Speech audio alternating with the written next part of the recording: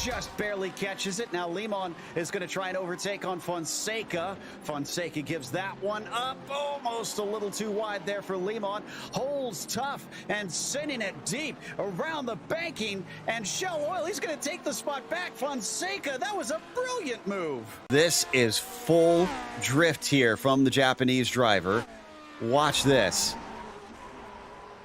Unreal.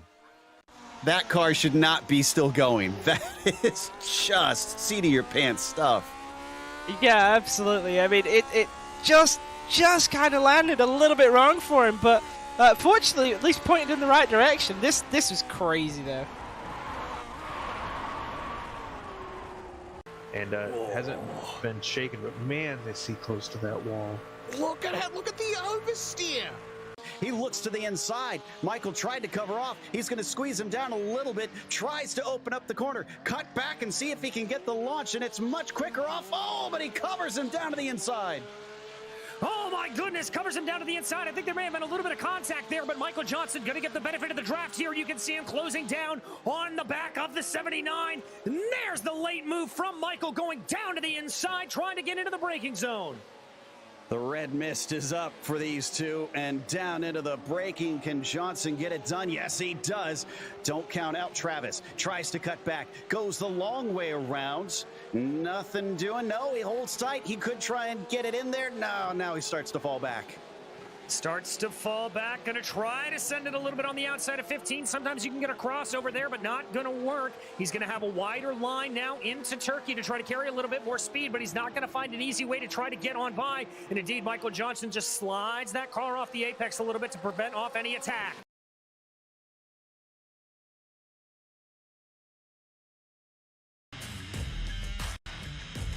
This is your chance to get behind the wheel. The opportunity to race just like the pros. From the grassroots levels, where we all got our start, to the most popular race cars on the planet. From the fairgrounds of Nashville to the high banks of Daytona, to tracks that will never be forgotten. Realistic driving, intense competition, all from the comfort of your own home. This is the ultimate motorsports simulation. This is iRacing.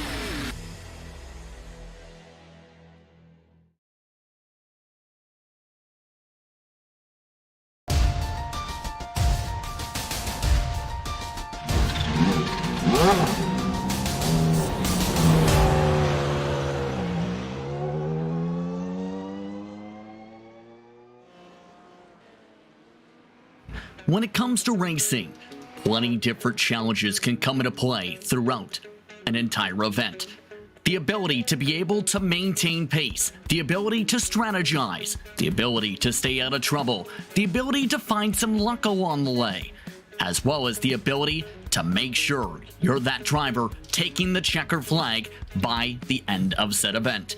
When it comes to the French countryside, some of the top teams across the platform have all come here to take part in the Majors 24. 12 different splits of competitors all looking to battle it out from the French countryside. And we're here live with it here on GSRC. Hello everyone, my name's Justin Prince. Alongside me for this portion of today's coverage is Joey Tebben and Derek Watson, as well as our director, Zach Johnson. He's using cameras produced by one Dougie Beard. And a lot to discuss when it comes to today, as we make things intriguing. And things have been intriguing in turn for the drivers themselves. This is Sport 1 in terms of your split breakdown, and these are how things are faring out as you see on the left side of your screen. 41 seconds the advantage currently for Cube Racing. That has been cycling throughout the pit stop strategies. Then you have Next Rex Grand Prix Blue continuing to set the tempo in their respective class. All while Glowing Disc and friends look to try and get the chance to celebrate with a glowing disc from the Major Series. Let's take a look first of all, Joey, at your series details entering tonight for tonight's event as these drivers race for 24 hours at this French facility. Well, it is one of the most famous racetracks in the world, and of course, as you could probably tell by the name, it is a 24-hour race here at the Circuit de la Sarthe. We've got LMP1, LMP2, and GTE cars in this field. Drivers and teams of 2 to 8 drivers, and full course cautions are on. They come randomly. We have manual pace cars. Well, actually, no, we don't. We have manual pace cars in the top split. We're in second split here. This is the Sport 1 split, but full course cautions are on either way. It's open setup, so every single team in the field, all 52 of them, have crafted their own setups here. And of course, just like in real life, there is no spare car. So if you crash into one of those big French walls, you're going to have to fix it the hard way. A lot to discuss when it comes to today, because first things first, pit strategy is underway for the LMP1 class. And for them and the LMP2s, Derek, want to turn to you because a lot of attention in terms of strategy has gone in the direction of that side of the card today. It really has, especially in the LMP1 class. We're seeing a strategy being currently carried out by the 55 team as they're currently running on a different strategy. They've been holding out on some stints, saving fuel. I would suspect playing with the engine mapping inside the car, and they're hoping to maybe decrease a stint off the end of this race. And so they keep cycling back to lead after all the other cars come down pit road. That's been an intriguing thing to watch. It's Togo Hazada who is currently driving the 55 for reference. That is a team based out of the Oceanic and Asia regions on the platform, with their drivers based out of Japan in particular, and been putting on a strong showing there. Strong showing as well, though, in the LMP2 class, Derek, because that's where NetRex is, and it's a team we've seen at times on GSRC over the past year or so. Looking to make some waves, and so far doing so in good fashion this time. They really are. They've been the leader of that split almost all day long. They're leading that split by, the last I looked, almost half a lap, if not more. Let's take a look here. They're down on Mulsanne. And yeah, there's like half a track apart right now. So they've been leading this race almost all day long. They've just really been comfortable. They've been smooth. They've not made any mistakes. And I mean, we're 6 hours in, a little more than that now. And they're putting on a masterclass at this point. And Joey, want to quickly turn towards the GTE side as well, because that's where Glowing Disc we talked about is leading. The Precision Racing Esport Reds camp, as well as Precision Racing Esports, 2 different teams. Phoenix Racing to say in second. That top 3 currently. Yeah, GTE, it's one of the closest classes in the field. LMP2, they're all on the same lap, and we have 6 cars on the lead lap in LMP1 as well. But Glowing Disc and friends are your leader. The number 43 car, currently driven by Nils van Pijn. Glowing Disc and friends lead the way, but literally right behind. This is a battle for position on your screen right now. Samir Amiri in the German Phoenix Racing Esport Red squad is battling with Nils van Pijn for position. With 17 hours and 54 minutes left to go, every position still matters. 2/10 between these two. And then a little bit further back, 55 seconds back in third, is the Precision Racing Esports number 112, currently driven by Manuel Troncoso of the Dominican Republic. A lot of familiar names on that squad for fans of the Precision Racing League here on GSRC for the past couple seasons. Then back and forth, it's the High G SimRacing Zauber squad. Very interesting squad, made up of Chinese expat college students in California. And then back in fifth, it's the number 90 of Ripple Motorsports Red. Currently behind the wheel is Stefan Kvistgaard. And keep in mind, when it comes to reference for the LMP1 and LMP2s, Cube Racing currently in second now in the rate 10, cycling behind TC Corsa Esport after the pit stops. Olympus Esports, Cube Racing's 820, followed by the Apex Missers, doing a solid job making the Apexes, rounding up the top 5. LMP2s, NetRex is being followed right now by Phoenix Racing Esport Green, so 2 positions in second in their respective classes. Then you have Recondo Racing Orange, followed by Chronos SC P2, followed by Ganamel Racing, the top 5. You see those top 5s on the left side of your screen currently, but the battle is on indeed for GTE, and this could get intriguing. These two very tightly packed together. Phoenix Racing, for reference last time by, was a bit slower, but their pace overall in terms of their speed throughout the day, very comparable, Joey. Very comparable, and that is partially because they're in the same car. They're in that same Porsche GTE car, rather.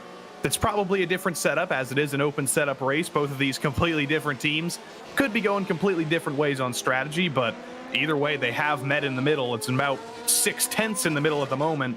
Amiri looks to be a little bit better on the brakes there through the first Mulsanne chicane, and then down the straight, it appears that Pine pulls away just a little bit. Not right now, because Amiri has the slipstream, but seems like one car's a little bit stronger on the straights, one car's a little bit stronger in the braking zone, but Pine might be close enough here to, or Amiri might be close enough here to go for a move, and he thinks better of it, just hangs back. Joey, And go ahead. Sorry, Justin, I want to ask you really quick, Joey. Do you think this is a case of one car not stronger than the other, or is this a case of Amiri purposely staying back and conserving fuel here at about the 6-hour mark? It could be both, but it seems likely that it was a case of just sticking behind him because he didn't go for the move, and also he was clutching into that second chicane. So Amiri probably trying to save fuel, almost like a couple weeks ago back at the Indy 500, just hanging in second in the draft, save a little bit of fuel and go a little bit longer than the car ahead, maybe jump him in the pits. So that might be what Amiri's doing right now, as he almost blew Mulsanne corner right there, but everything's just fine at the moment, and he probably will stick in the draft here for a couple more laps until they both have to come down the pit road again. Yeah, Derek had the exact same thought, I think, at the same time in that regard. That has been a major strategy point drivers have had over the years at this French facility. And the interesting thing when it comes to this, too, is when it comes to Glowing Disc, that is a separate organization that has ran special events in the past. The In Friends part comes from the German SimRacing logos you see trying to break on through the paint scheme. It's almost a mishmash of 2 or 3 or 4 different paints at the same time on that car today. Yeah, a lot of friends adding to that paint scheme. We've got gold up front, black in the back, and then right behind it's still that bright green car of Samir Amiri. And Phoenix Racing Esport Red, ironically, it's a red team, it's a green car. I don't know how that works, but Amiri's driving it pretty well. You can see that the headlights are on. The sun is starting to go down. It's not going to be complete darkness for a couple more hours, but that is going to start playing into this race as the temperatures go down, as the lights come down. It's going to be a much different racing surface, and you're going to have to adapt to the different conditions here in a couple hours. Absolutely, you see those conditions, and we were talking about this coming in, Derek. Very cold conditions. Drivers actually saying it's more slick with the colder temps. Usually you talk about that with a hot track. You do. I mean, the track has dropped a lot today. You see on the screen here, look at our temps. The track tip is 71 degrees Fahrenheit or 22 degrees Celsius. That is a big dip down from where we started this race 6 hours ago. So a lot of drivers here, if you've been in a car for a while, you're surprised. But there actually is such a thing in some drivers' minds that they're at a point a track gets too cold and it gets like, we always want the track to be cold, and maybe that's more of an oval thing. We want all that grip in an oval, but there is a point where it gets too cold and it can actually slicken up a little bit, and maybe we're at the point of hitting that mark. It could also be drivers are really pushing their tires. You know, something we talked about, and we can talk about more when we get back to that class. There's a lot, especially LMP2 teams, who are really trying to triple stint tires and save pit stop times. Maybe that's more the problem than the track temp. That is a major possibility. Keep in mind with some of the fall-off seen over the years. This is also a type of car where you can have lengthy times on at least the rear portion of the tires, I believe, in past comparisons compared to the front tires for the rotation as the run goes on. Of note, some of the drivers in LMP2 are currently in the midst of some pit stops. Team FFSR, for example, just completing their service moments ago. Rocket SimSport also recently made a driver change in the 747, bringing in Andy Fox, swapping out SimRacing producer at one point from one of their cars in Handover & Company. So a lot to discuss when it comes to those camps, and a lot of different groupings in turn. But looking at that grouping for GTE, Phoenix Racing Esport, going for the massive fuel save right now. How about a good 20 to 50 feet earlier on the brake? That's a lot of feet earlier on the brakes, and you might not think braking earlier would save that much extra fuel, but lifting and coasting certainly works, and Samir Amiri is demonstrating that perfectly. He's able to stick with the car ahead of Nils von Pine. The gap has been about 4/10 to 5/10 of a second for the entirety of this battle here, but it's going to be saving fuel for Amiri, and he's also not losing ground to the car ahead. So this is working absolutely perfectly. Oh, a little deep into Mulsanne, for the Glowing Disc and Friends driver, but the battle stays the same. Amiri's probably not going to be too desperate to make that move, even if there is a mistake ahead. You know, I think I noticed real quick, down Mulsanne, did you notice a little bit of bump draft? Or am I the only one who noticed they were bump drafting just a little down the Mulsanne straight there? And a little bit nearly I thought they were there. going to do it there. I was about to say, that is a tactic we see at times, not usually these days, but it is an option. And by the way, again, confirmation that it's on top of German SimRacing Glowing Disc, a part of that car, SimRC also jumping in. So 3 different German-based organizations, part of that car, hence why you may see the bird icon you see usually on the SimRC cars these days. Looking as the draft looks to set up, Ben continues to be the lead car, and you can hear the gear shifts as they make their way up through and hitting a little bit of an edge of the rev limiter in turn.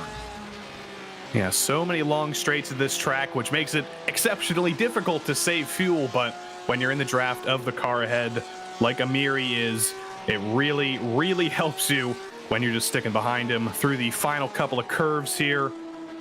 We're probably not going to see a change in this holding pattern here for quite a while, which is not necessarily the most exciting thing, but it all works out in the end. With 17 hours and 45 minutes left in the race, you don't need to be fighting side by side. You don't need to have that track position right now, because there is plenty of time for things to go differently.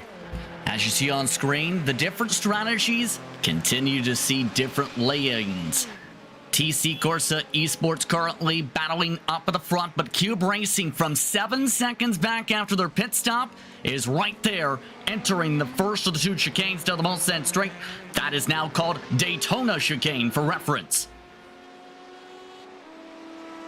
Yeah, that's a new partnership that came up right before the Daytona 24 this year, where now this chicane is called Daytona, and now what we know as, or have known as, the bus stop in Daytona is now known as Le Mans chicane. Back and forth, they've made this partnership of sorts. Still, Cube Racing looking to go back and forth. There is trouble in the top 6 for the class of note. IPM Gold and the 690 just had a spin. They've gathered it back up at the other end of the racetrack. We still keep rolling. For the class lead up front, Cube Racing is going for the dive for the race lead along the 55. To the inside, Cube Racing given plenty of space, and Asada thinking big picture, it appears, Joey. Yeah, Ludovic Jure takes the lead of the race behind the wheel of that number 810. Togo Hisada falls back into second, and now I wonder, will we see a repeat of what we were seeing in the GTE class? Jure didn't seem to want to stick behind Hisada, but now will Hisada be happy to stick behind Jure, get a lot of fuel saving done down the back straight and down all the other straights on the track? Or will that number 810 just be so much faster that it starts to pull away? Last lap, Jure was 1.4 seconds faster than Hisada. So I think the 810 might just start to pull away here, but Hisada's going to be hoping to stick with him just to save that little bit of extra fuel. And keep in mind, this was something seen as we were preparing for the switchover, where there was the longer stint for Hisada in his crew. And in turn, Cube Racing zipped on by. However, Derek, it was 4 seconds back, the last pit window. Yeah, the number changes all the time between these guys as far as the distance, but this is a long night, it's a long race, and I think that we'll have to wait to see how the strategy plays out. The thing we can talk about if you want to, Justin, is there's still these cautions to come up that's going to change everything. That's what makes this different than most other special events within the iRacing service. Is there's a caution coming at some point. We don't know when. It could be now, it could be an hour from now, it could still be 4 hours from now. But when that happens, every ounce of strategy you thought you had is right out the window. And you're right on that, Mark. That will be the intriguing layer of this, is how will we see that play out in terms of the cautions, in terms of how the strategy is impacted, and so forth. It's been talked about that full course cautions split 4 on up, keep in mind, and the number of cautions in the lap of which they occur was determined by a random draw. And keep in mind, split 2 through 4 is through the automated caution system. And an admin will in turn throw that said caution later on tonight. So you never know when one of those cautions you got comes in. The most there will be is 5 for reference. Yeah, we know there'll be up to 5. We know they cannot occur in the first or last 30 minutes of the race. So that we know there's a 23-hour window for them to occur. We know that in Split 2, where we are, or Sport 1, we have yet to see a yellow flag fall. So obviously every minute now it seems more likely. But, you know, we've talked a lot about this saving, and I want to kind of point out, you know, from a GTE standpoint at least, you know, people ask, why do we talk about it? Why do we talk about fuel saving? Why do we talk about drafting?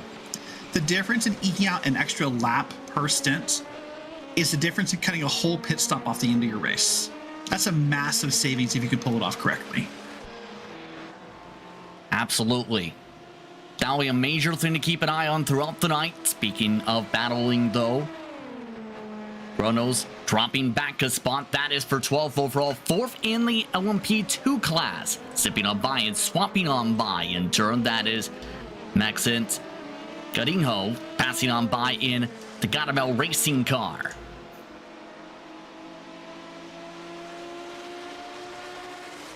And this is among some of the battles we'll be seeing throughout the night, especially with some of the traffic management, but also this tug of war affair in terms of who wants to get clean space, who wants to fuel save amongst each other. You've seen with the backup right there, the 25 went for the clutch and coast method instead of trying to go for the send back.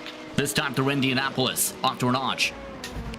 And that was a big wiggle. Sorry, Derek. There was a big wiggle out of the Godemel racing car, which tells me that Godinho, behind the wheel of the number 52, is pushing very, very hard. There might be 17 hours left in the race, as I keep mentioning, but these drivers are still pushing 100%. And you saw that by how absolutely sideways the number 52 got there. So, Joey, I was going to lean on you for a second, you know, as a driver. You know, most of my strategy tonight or commentary is going to come from a team owner and strategy perspective. But as a driver, what are the dangers of drafting and fuel saving? Talk us through that for a second. What if you're that guy behind? What are the dangers you're facing lap by lap of pulling it off? Well, the biggest danger, honestly, is just going too slow and losing the draft of the car ahead, which will completely nullify any bonus you would have gotten. So if you're trying to fuel save, you need to make sure that you are actually a little bit faster than the car ahead so you don't lose them down the straight or lose them in some of the faster corners while you're trying to just stick behind them. So that's the biggest challenge. And also, just in general, in an endurance race like this, the biggest challenge is just not getting ahead of yourself. Like you see here, Amiri is doing a very good job of just sticking behind in second, but if he makes one mistake, just goes a little bit too deep, outbrakes himself a little bit, hits the back of Von Pine in front, that's both of your races pretty much done for the moment. So you've got to be very, very careful here. When you're doing a very, very deliberate strategy move, you got to make sure to stay focused and don't make any mistakes. And you know, Justin, real quick, the flip side of that is you're putting all your faith in that leading car. You're putting your faith that he's not going to get loose in a corner, and you're not just going to like run him over because he has to brake too hard. You see that give and take coming in a little bit in that trust being showcased. The glowing disc friends car up in front. Currently, they have a solid buffer for reference of about 1 minute and 35 seconds to Ripple, who has jumped up to third all throughout the cycle here after the 4th and 5th place drivers on the pylon came into the pit lane over the past lap and a half. RSR, Vector by RSR, I should say, amongst those who come in this time by.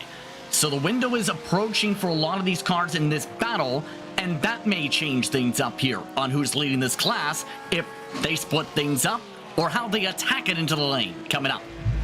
Yeah, that's always the trouble when you're racing somebody this close and you have to make a pit stop at the same time. That pit lane is critical, and with only 3 tenths, now 2 tenths between these two cars, that is basically nothing. That's one tiny bobble in pit lane. That's one mistake on your out lap or your in lap, and that's the gap done. How will they handle this pit entry? It is a bit of a chicane to get towards the blue cone. Mary trying to get right up to the back bumper and just about does. 37 miles per hour the speed limit for today. That is about 60 kilometers per hour here at this facility. And Mary already going a little bit sharper. Niels trying to get a little bit closer to the edge of the box as they go in. Yeah, Miri had a little bit more of an optimal entry there just because he was behind the car ahead, didn't have to worry about anybody behind him, could drive through a couple pit stalls and not worry about anything, clear view of his pit box, all of that. But now we wait as they sit here, as they take all their tires, as they take all their fuel. There shouldn't be any damage on either of those cars, so they shouldn't have anything to fix, but now we wait. We see who's virtual pit crews faster, who's going to do a better job. Doesn't look like either of them will be doing a driver change, as Amiri and Von Pine are both still in the car, and now we wait. Any second now, they're both going to burst off, and there we go. Von Pine stays ahead. Amiri stays behind. Nothing really changed. It was a very clean pit stop from both of them, and now on those cold tires, this is critical for Von Pine to not make any more mistakes. Don't spin it. Don't lose the lead here, because Amiri doesn't seem too desperate to steal it from you. And keep in mind, this is a common strategy, Derek, as a team manager or a strategist you'll see, or when the track temperatures are cool like this, the double stint is on for this class. Oh, a double stint, if not a triple stint. As a team manager and a team owner, that's all you're saying right now. Save me some tires, save me some fuel. Can you eke out another lap? Oh my gosh, how many times I've said that during a 24-hour. My team gets tired of hearing me say it. Can you please just save some fuel? Let's get another lap in. It's that's what you think about in those moments when you can make passes, essentially off track. That's what you're looking for. The on-track battles are one thing, but 24-hour events, 12-hour events, they're won on 99% of the time. They're won on strategy. They're won on calls. And a little bit of luck involved, but very rarely in a 24-hour race do we see last lap passes or last lap battles. It's all about the strategy going into it. Bit of a major slide just now for Full Send Racing. Talk about a full send for the 008 machine. And we talk about how slick things have been getting. Maximilian in his car just about had a full spin. You see this off track just moments ago too. That was Glowing Disc of friends. Nearly going off track as well. 2 different major slides in the span of 10 seconds. And that's those cold tires I was talking about on Nils Von Pine's car. But Samir Amiri in the draft once more does exactly the same thing he did on the previous stint. He's just going to stick behind him. No, he isn't. He proved me wrong. I thought he was lifting there, but Amiri goes to the inside. Can he outbrake him? He's going to easily outbrake him.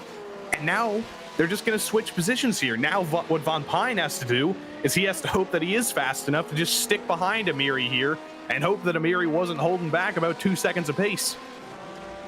So 2 major mistakes in the span of a few moments. One leads to a class lead change. Glowing Disc and friends back to second. See if Pine elects to stay back there. That's the major thing. This allows them to save for this run, which is the critical thing. But Amiri now has the clean space to get to work and showcase the raw pace possibly. All coming from that one bobble and one cut essentially through the S's, Derek.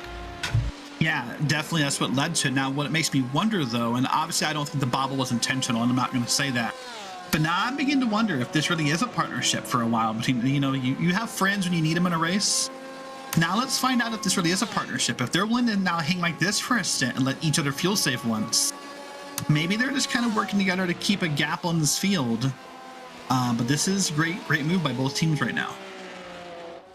As things get intriguing there, we're hearing things getting very intriguing for P14 of the LMP2s. We mentioned some of the drifty drifts going on in some of those groupings. That's amongst Satellite Racing, who's back there. Satellite Racing Indianapolis, my goodness, they nearly hit Rio Toto, who tries to move out of the way for Midsummer Endurance. That is Rocket Sim Sport, and that is Daniel Handover, the driver mentioned earlier, who has production experience on the platform. And both of these 2 cars were sliding all over the place through the final couple of corners. Daniel Handover was hand over hand through the final corner, but he caught it up, and he's still chasing down Robert Tinsley behind the wheel of the Satellite Racing Indianapolis LMP2 machine. The gap's a little bit bigger than it was at the start of the lap, but it's only 0.6. There's a big draft here down the back straight, and this is quite a battle for what is only 14th in class, but you can't really say only. Every position matters. These guys are only 1 lap behind the LMP2 lead. There's plenty of time for him to get back up there, and it's quite the close battle in LMP2. Every single car in the top 16, bar 1, is on the same lap. Which is a very impressive thing and showcase some of the pace, evenness, I guess is the term you can put, Derek. But the main thing for Satellite Racing Indianapolis, trying to run away to be able to hold on to this position with how things are faring. Handover looks hungry. Keep in mind, they were coming in for the pit stop on the same lap, but Satellite has the fresher rubber. Yeah, they definitely do. But a comment you made about how even the paces are here, This is a great event, the Majors 24, because of the process that the drivers go through to get into the event. There's actually 2 layers of qualifying here. These guys qualified to be in this split in Sport 1, and then they qualified again within this split. So there was qualifying all week to determine what split you ended up in. So we'll see a lot of even pace here amongst these teams because the splits were based upon qualifying times. So that's why I think it's producing a lot of great racing today within this Majors 24 event. And it takes so much work to be able to get yourself ready for qualifying. Keep in mind, in general, to be able to prepare for an event such as this, make sure everything goes off without a hitch from an organization standpoint, but also from a team and driver standpoint. You have to be aware of when the sends are on too, such as handovers, passing with the draft by Satellite Racing Indianapolis into Indy. Yeah, handover seems to have a little bit more pace than Tinsy at this point in time, but I might be proven wrong as we go through our nage here down the last little straight of the track, then one of the most difficult parts of the track. In an LMP2, it's easier than it is in a GT3, a lot more downforce, but through the Porsche curves, then bridge, then karting, then Corvette, then the Maison Blanche is one of the most exciting sections on the track, but it's going to be quite difficult here for Daniel Handover as he has to hold back Robert Tinsy through Porsche curves. He pulls away from Tinsy. Doesn't seem like Tinsy has quite as much confidence, whether that's a driver thing or a setup thing. Not quite as quick through these fast S's. And it looks like Handover is going to start to pull away just a little bit for the moment. And the interesting thing when it comes to Rocket Sim Sport is their background comes from other platforms. They started really making waves on the sim, Derek, in the past half a year or so through some of the special events going on from various different organizations, from the drivers organizations that look to organize their own events as well. Rocket Sim Sport was amongst those who came in from some of those events during the winter. Yeah, and these kind of events are a great way to make a name for yourself because it's a lot of recognition. These are prestigious events, whether it's the Majors 24, whether it's one of the iRacing special events such as Daytona, or other events that are put on by other groups such as like SimRacers for Mental Health or IVRA or others. It's a great way to get your name out there because we all look at these and we all go, oh man, that's so cool to win one. And it's such a hard thing to do that there's nothing but respect for the guys who can do it well. This team has had experience too partnering with Brabham Esports, which is, if you remember Brabham in that respective brand, they started up their own esports organization started by the triple world champion Sir Jack Brabham a few years ago, and a few months ago, I should say. It's Rocket Sim Sports background from other sim platforms where they were champions as a team in the past in those organizations. Speaking of organizations battling, here's another battle. This is amongst those for 16th and 17th. There has been pit stop in the hour battle for 11th and 12th in class. This is WOR Esports looking to make the move, looking to shuffle up the board. That is World of Sim Racing, who has been a very quick team in the past, trying to battle along with Urban Ennis Racing Blue, pardon me. Connor Brown, Kane Lagerward. Lagerward of the Netherlands. Connor Brown is of the UK and Ireland. I couldn't tell you which one, but he's of one of those two British Isles, and that is just another demonstration of the internationality of this race. I think we have drivers from every single continent on the planet, bar Antarctica, if I can speak. The Rocket Sim Sports squad actually has a driver who is registered, Alaric Enslin, from the Africa/South Africa club. So every single team has every single continent represented in this field, which is fantastic. I don't think I've ever seen that before. And that's intriguing when it comes to that iRacing club you mentioned. There is normally, Derek, I don't think I've actually seen an event with someone from that region, to be honest, before today.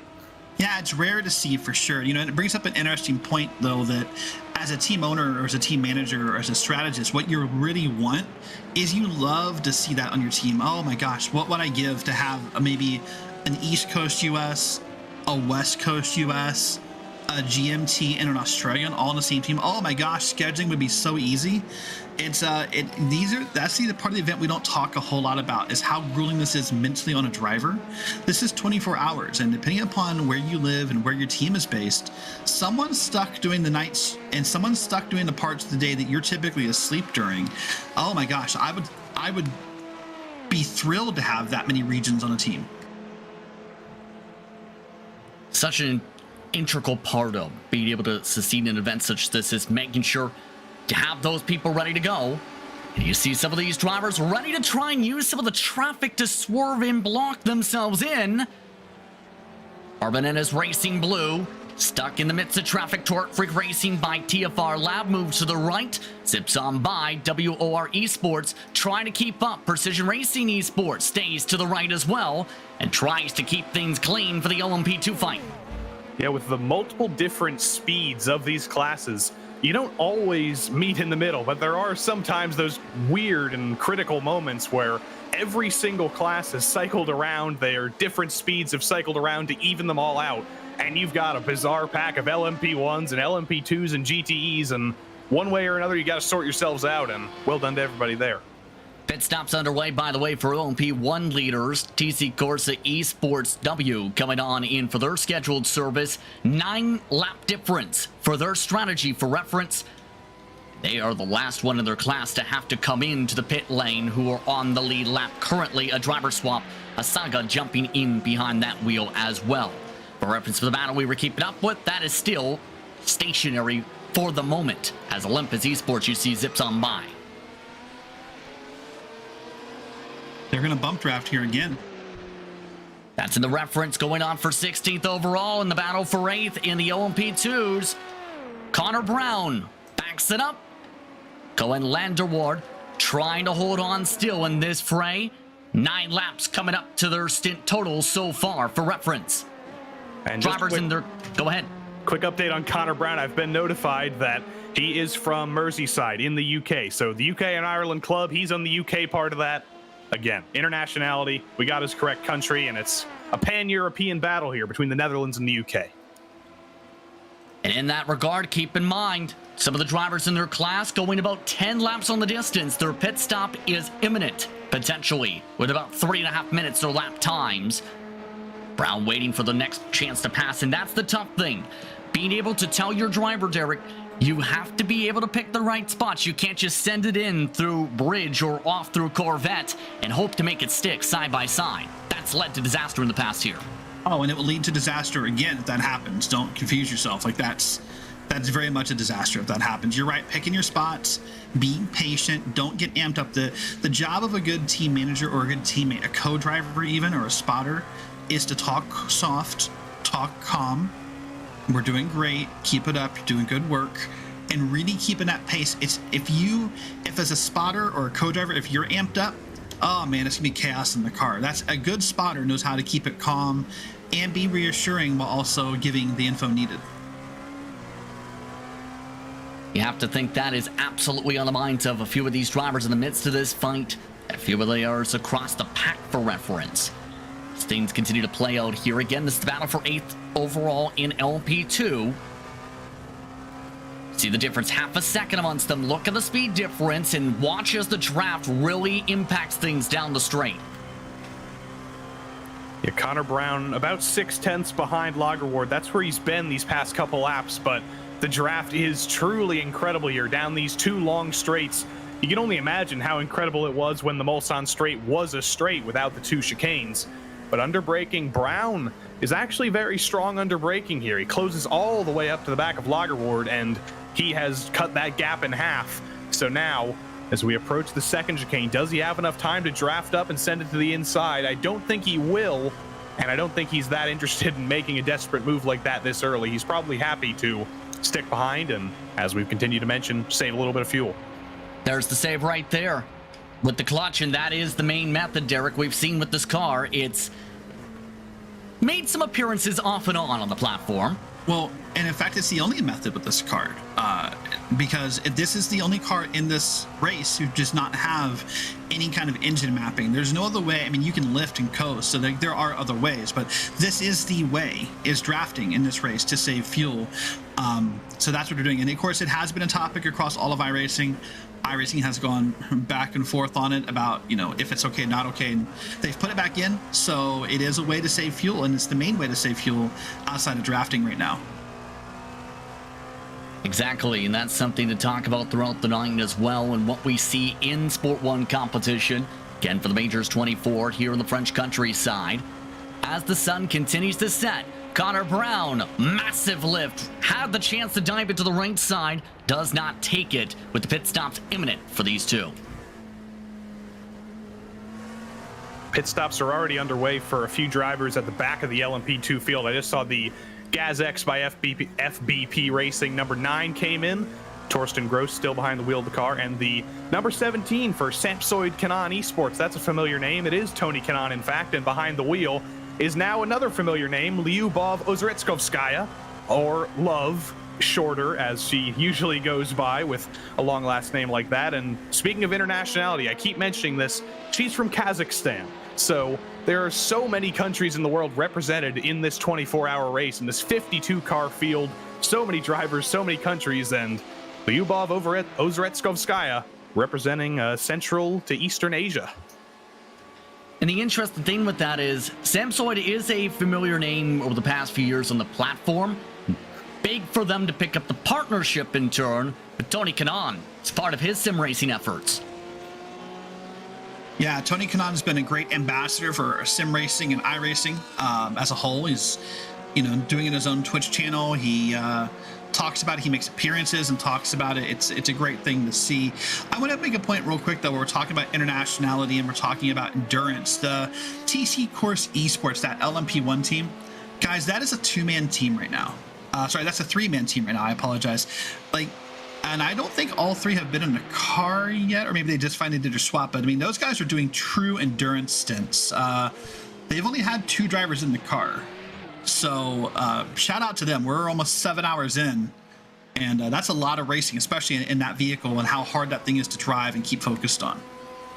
Keep in mind, the offset for them strategy-wise we discussed currently for reference now with this pit stop you see here, about 2 laps currently. 11 laps the distance for Cube Racing for reference. So that will be huge to see how it plays out long-term, because that's the key thing. A strategy like this, as you may know, Derek, usually takes the full 24 hours to solidify itself. We've seen it in the past at this track where drivers have been able to cut out a full pit stop. Oh, yeah. Cut a full pit stop out and you feel like a champion when you're passing those guys in the last couple of laps and they got to make splash and goes. But, whether it's cutting out a full pit stop or whether it's cutting off that in splash and go, it can be a major difference and a major motivational boost to your team to make that happen. Now, something I want to talk about strategy-wise as well, if we can, for a second, Justin, about fuel. We've talked about these cautions, and we know they're coming. Would I feel comfortable if I was like, man, I'm pushing it to the very last ounce of fuel on the last lap? I don't know if I want to do that right now, because if you get caught doing that under caution, you could run this car out of fuel. You could have to pit under yellow and take a black flag. You would see some pit stops happening actually here on screen. But you could really mess with that. I don't know if I'd feel comfortable doing that until we got our first caution out and I saw what it looked like. We might pit a little early until then, just so I would feel more comfortable. That is a possible thought process you can take, absolutely. But here's the tough thing, and Joey, as a driver, I think you can hit upon this here too, is when it comes to that, again, you never know when the caution's going to fly. As a driver and as a strategist in turn, so Joey then Derek, you have to be able to plan it out as if the caution's not coming out yet, because it's not a pre-assigned caution that you're aware of.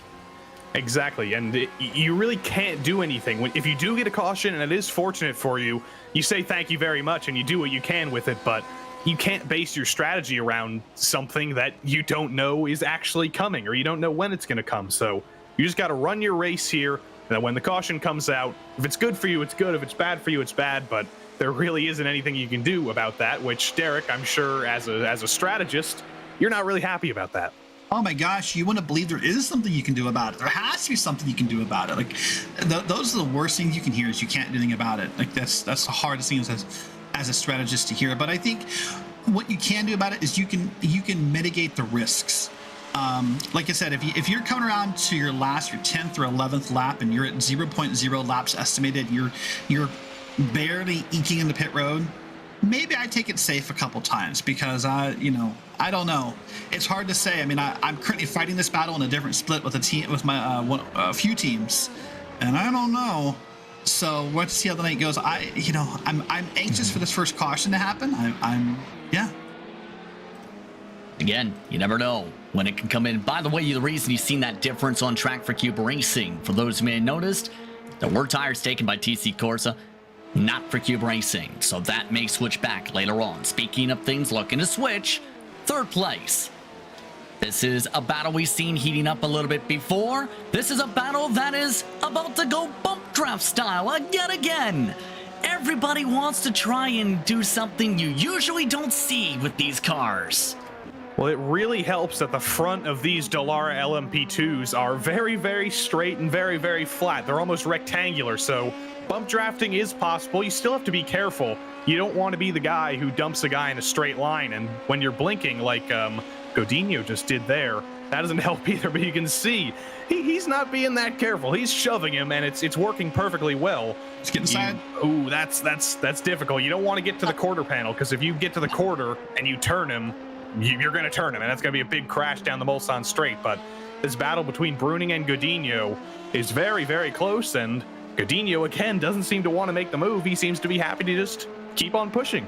So Joey, can I ask real quick, as a driver, let's assume you're the guy in front right now. How happy are you that you're being bump drafted? Not at all, especially if I'm Bruning here, who's the lead car, because if I'm being pushed, I'm going faster than I want to be going. So I'm not going to be saving any fuel if I'm trying to do that. And frankly, Godinho isn't going to be doing that either in the second car, because he's pushing his way forward. He's not hanging back. He's not really lifting, and he's not in the draft. He's literally pushing the car in front of him forward. So while a lot of drivers seem to think that bump drafting is the way to go, I honestly, I don't really get it. Oh my gosh, I understand doing it down Mulsanne. I don't understand. I understand why they think they want to do it down Mulsanne, but look at them down here in the turns 18, 19, 20. They're still bump drafting. This is I don't want to say ludicrous. That's two words. This is crazy. The crazy is a good word. I mean, it might keep it exciting down in the cockpit. It's been 7 hours since the start of this race. Some drivers might be starting to get a little bit exhausted, might need a little bit of excitement in their lives. So that might be what Godinho and Bruning are trying to do here. And it's not like tandem drafting on an oval, because they're not making up any time. First of all, because both drivers are a minute and 20 seconds behind the leader and 18 seconds behind second place. So they're not going to be catching second place John Atkinson Jr. by doing this. So I don't know. They've got their reasons, and all power to them. But I personally would not be participating in this. Keep in mind, the driver who's been doing the bumping, his hometown, it's right here where this facility is. Someone with experience at the go-karting levels in France. So this is a home race for the driver in the midst of the bumping. Gonna have to be patient on that for now, because you have Mark 1 Esports Blue trying to let him by. No Limit SimRacing is also up in front. That is a driver currently several laps down in the LMP2s. And that may be the harder of the drivers to zip around, because you see the speed difference fairly close. We'll see how that's played out by the green, black, and silver machine. And this is leading to some more close calls with the Frenchman. Yeah, Dylan Vanderlands, that's the driver of the No Limit Sim Racing number 22, that green car ahead of our two battlers here. He's on older tires, and he is 8 laps behind these guys. So presumably they've repaired some damage on that car from an earlier incident, and they have all the right to still be out there. There's so many hours left in this race. Anything can happen. You can make up plenty of ground. They're just navigating through the GTE traffic on pace now. So the 22 will be back with the rest of the LMP2 soon. But the problem is, with our two battlers, with Godinho and Bruning, it's the same car, so it's going to be hard to get by him. But Dylan Vanderlands, I don't predict that he'll make it especially difficult. He should be able to get out of the way here. The reason keeps saying and let us keep up on this there. While you're making that point, Joey, you may have noticed he had to back it up to about 180 miles an hour. Off-track limits also a talking point, because while there's no limit per se for today, there is track limit still. And guess who cut past them? And that's a slowdown if you get a track limit warning like that, Derek. And gets an air one. Yeah, it is a slowdown, and it's also frustrating, because you just like, sometimes you're like, I didn't cut it, and you get, it frustrates you. So it's not just a time penalty, it's a mental penalty of really. I was going to make the same point that, look at that gap they built. They went from bump drafting to being really far apart. So I'm sure Bruning feels a little more comfortable in that car right now. Well, you say that, and then they got boxed in behind No Livery and Fishy and lost half the buffer they just had. By the way, that is a battle up the road for the LMP1s that just changed, with No Livery on a 2-lap offset on strategy. That caused the checkup and possibly Maxons to get right there. No Limit SimRacing, meanwhile, with the LMP2 battle at the end of the run to Indianapolis, just let on by the driver currently third in that class. So a lot of shuffling amongst these drivers, not just in this battle you see now, but in the battle now in the backdrop of these cars too. Yeah, all sorts of prototype battling here. Bruning, oh dear, he almost just threw it off the road up ahead, but Dylan Vanderlands hangs back. He isn't going to go for the move. He's actually going to push Bruning here a little bit, and this is very good for Godinho in this battle for third, because while these two LMP2s are fighting, one of them's 9 laps behind the other. Look how fast Godinho's catching. He's already there through the Porsche curves, pretty much. Keep in mind, we're still 12 minutes away from the top of the hour. 294 estimated laps to go in the class. This could get really hairy if things pick up too much, so to speak. You don't want to be someone playing catch-up, enjoying the drivers who've already finished their day in Split 2. 5 of them have gotten that indication, and Bruning with the slowdown has to give up the spot. Yeah, he got one there. Where was it? That would have been, I guess, through Corvette or Porsche. Yeah, correct. Corvette, he went to the right of the blue curbs. So he went from being bumped in by 2 of those cars now being behind him, all in a matter of, the start-finish line, basically. And that's so easy to do through the last couple sections of the track, through the Ford chicanes. It's like an asphalt lake where the track is just painted on. So it's so easy to take a little bit too much curb, a little bit too much runoff just to maximize your exit or entry or whatever. And in the end, it just completely screws you over. So it's super easy to do. You can't blame Vincent Bruning for absolutely sending it through there. It's one of the trickiest parts of the track, but he's going to be disappointed, but he's not too far back behind Godinho. It's only 1.2 seconds that was dicey. And that is Garamel Racing again with the darning. No Limit SimRacing, Dylan Vanderland, just wanting to help everybody around at this point. Here comes Renard Racing Orange, drafting off of IPM Gold in the LMP1 class. Never a dull moment as IPM Gold nearly spins it through Daytona. That's what was, sorry, Derek, that's what was really dicey. The IPM Gold number 690 of Sven Teninga, he was trying to navigate through the number 23 and had to lift through one of the first kinks. So that was terrifying if you're the driver of the number 690, but they got away with it. Everybody's navigated their way through, and looks like everything's going to calm down just a little bit for now as IPM Gold goes through. Don't get a slowdown there. There we go. Yeah, I was going to say the same thing. He almost literally navigated through the 23 with that move they were making there down that straight. That's terrifying for both drivers when that happens, because the 23 had to see it in his mirror. He had to know it was coming. Oh my gosh, that's scary stuff. Extremely nerve-wracking, you have to think. And remember, that's the car we talked about getting very squirrely and spinning earlier. Off track big time goes the lapped car in the backdrop and No Limits. And there goes a lot of time for Bruning to be able to pick up. But the off track you see in the backdrop, the 23 has about 20 car lanes to close up. Let's quickly talk about this IPM Gold machine as we still follow along with it for the time being. It's been an intriguing run for the 6th place driver in class, the LMP1's. Quiet day so far for Sven Teninga since the incident. This is a respective team that has Jake Carey and Ollie Cole amongst its camp, as well as James Michael Wallace. Yeah, another international team, Sven Teninga, then Jake Carey is of the Virginias, and then 2 drivers from the UK and Ireland. They're a little bit further back than they would like, about 2.5 minutes behind the lead right now, but there is plenty of time. They're on the lead lap, so if we get that mysterious caution that we've been talking about, they're right there. They're closed up to everybody else in their class, and at the moment, their pace is pretty good. They're faster than Cube Racing, they're faster than Olympus Esports, and they're about the same place as the 2nd place TC Corsa car, so they've got great pace here. That was almost a slowdown there. Don't prove me wrong, please, Teninga. But yeah, their pace is good. They just need a little bit of luck to close up that gap.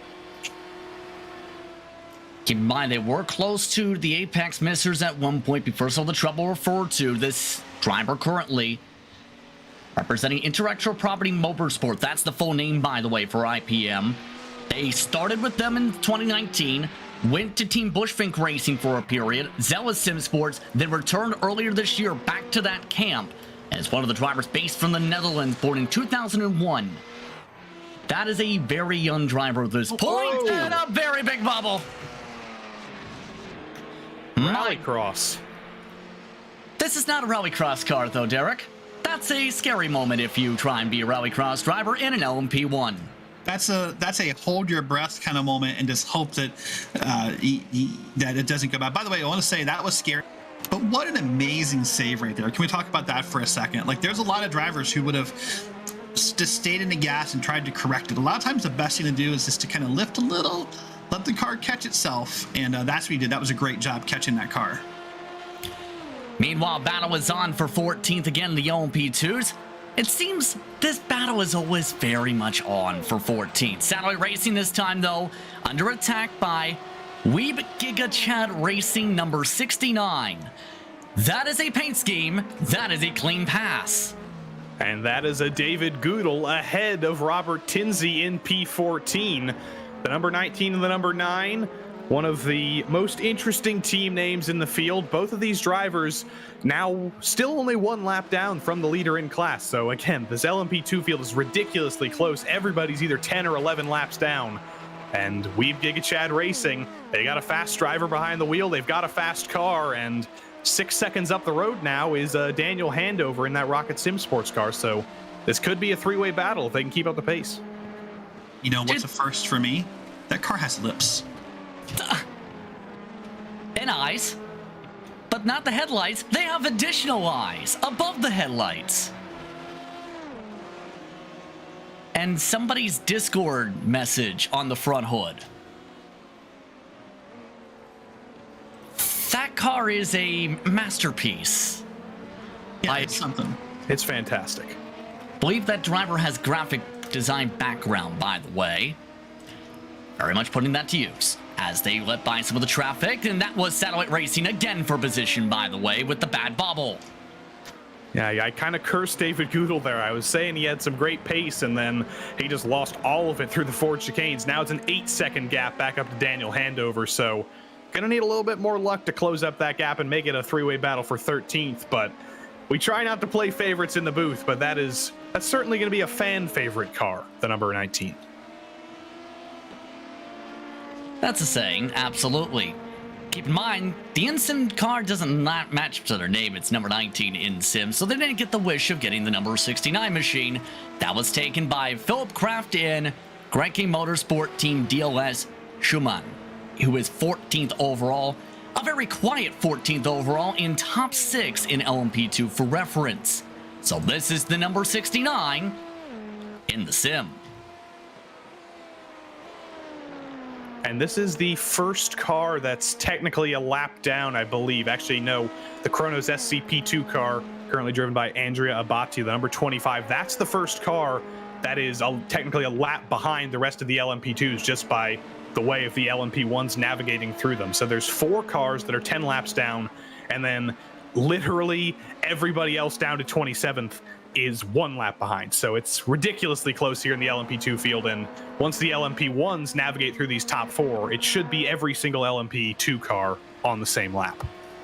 Pit stop underway, by the way, for Fishy Motorsport in LMP1. 9 laps down, but no driver has jumped into the 08 yet during their pit stop sequence, so we'll see if anything pops up for Fishy Motorsport. Currently approaching the top of the hour, 17 hours, 3 minutes, 47 seconds left to go. And currently 6 drivers in the lead lap for LMP1. Currently plenty of them on the LMP2 side, except for just currently 3. Then, majority of the GTEs are on the same lap. However, 5 of them currently in the pit stop cycle.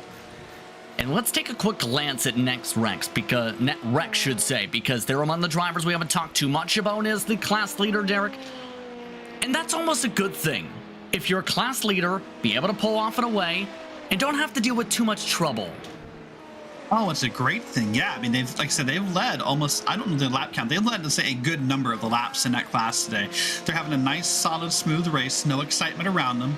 Those guys are feeling good. I'm sure they're stoked that that's what's going on. I mean, they're a team here. We got, 3-4 drivers, all from the Eastern European region for iRacing. So they're managing schedules right now, I'm sure. But yeah, they're having a great race, and I'm sure they're happy to not be. I'm sure they want to be on the broadcast and have that awesome paint scheme shown off, that livery shown off. But not being around all this excitement we've seen in the past 20 minutes, they're okay with that.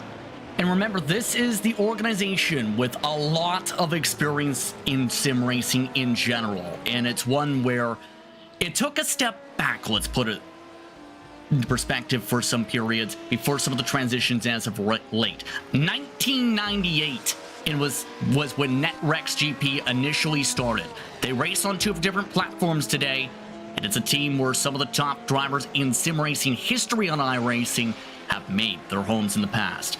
Let's take a look now and a run through of your top 5 in class, respectively, currently, as Cube Racing currently leads the LMP1 class over TC Corsa Esports W. 32 seconds, the differential between them. Olympus Esports, who picked up some big victories in major series European competition on the speedway side of things earlier this year, is in 3rd. Cube Racing's 820 car is in 4th. While the Apex Missers, they've had a very colorful car. They've kept that very colorful car, well, until just about now, mostly drama-free in the top 5. Then the LMP2s, we mentioned NetRex in the lead there. Phoenix Racing Esport Green, looking for a solid run in that class currently, too. Is currently the next in that class with John Atkinson Jr., minute 32 seconds back. Cannonball Racing, after their battle for 3rd, has ran away in 3rd by nearly 2 seconds, as the Frenchman and the local driver to this region holds off. Rocanor Racing Orange. Then it's Chronos SCP2 with backing from DC Sim on the car to round out the top 5. That is Andrea Abadi behind the wheel of the 25.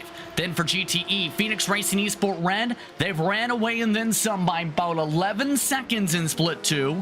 And Sport 1 officially over Glowing Disc and Friends. Glowing Disc and Friends had been the class leader before they had a bobble and a bit of a swap around from the 5 to past the 43. The combination group of German Sim Racing, Glowing Disc, and SimRC is in 2nd in class. Then Precision Racing Esports, they've been trying to build up their profile lately. Moises Caraballo started with the car. It's Manuel Troncoso, who is currently winning the Corvette in 3rd. High G Sim Racing Zumber also has a Corvette. That machine is in 4th, about a minute and 10 seconds back of the class lead, the 2:31 for reference. Then it's Ripple Motorsport Red rounding out the top 5. That driver has shuffled up and down the edges of the top 5 throughout the day. That's a look top to bottom at your top 5 per class currently on the track. You see top 6 on the left side of your screen. And keep in mind that 90 car, a 2-car field in this race with Quistgard and White Weiss behind the wheel. With that, we'll take a quick step aside. Let's listen to the sights and sounds around the racetrack and be able to take a bit of a breath. You're watching GSRC Majors 24. From the French countryside, where plenty of restaurants and stores are scattered along the sides to Mulsanne Strait. This is the world's premier online racing simulation. iRacing puts you in the driver's seat from your home computer with the most realistic online motorsports experience you'll find anywhere. Race virtually in the world's biggest events with officially licensed series, cars, and tracks. From the high banks of Daytona to the blistering speeds of Indianapolis, the dirt of Eldora to the world's most legendary road courses. It's all here, and with more than 180,000 people just like you already driving, you'll always have someone to race. Ready to get behind the wheel? Sign up at iRacing.com to get started.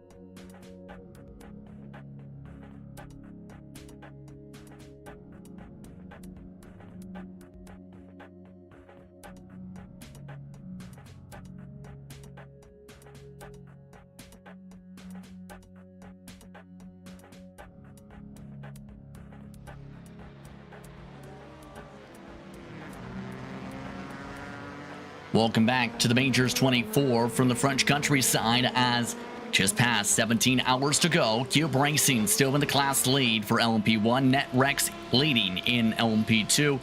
Phoenix Racing Esport leading in the GTEs. Justin Prince alongside Derek Watson and Joey Devonford today with our producer Zach Johnson as we zip our way forward through tonight's action.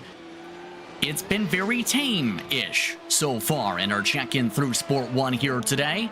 Still on track, 6 competitors have not been able to keep themselves in the fish pond, so to speak. The driver who has floundered their way towards the paddock and has looked to swim away to the safety of a restaurant down to the backstretch is Fishing Motorsport. They are off the circuit now, as they were 9 laps down at one point, Derek. Yeah, they were 9 laps down. They've decided to go ahead and call it quits. They're going to go back to school on this track and see if they can do better next time. God help us.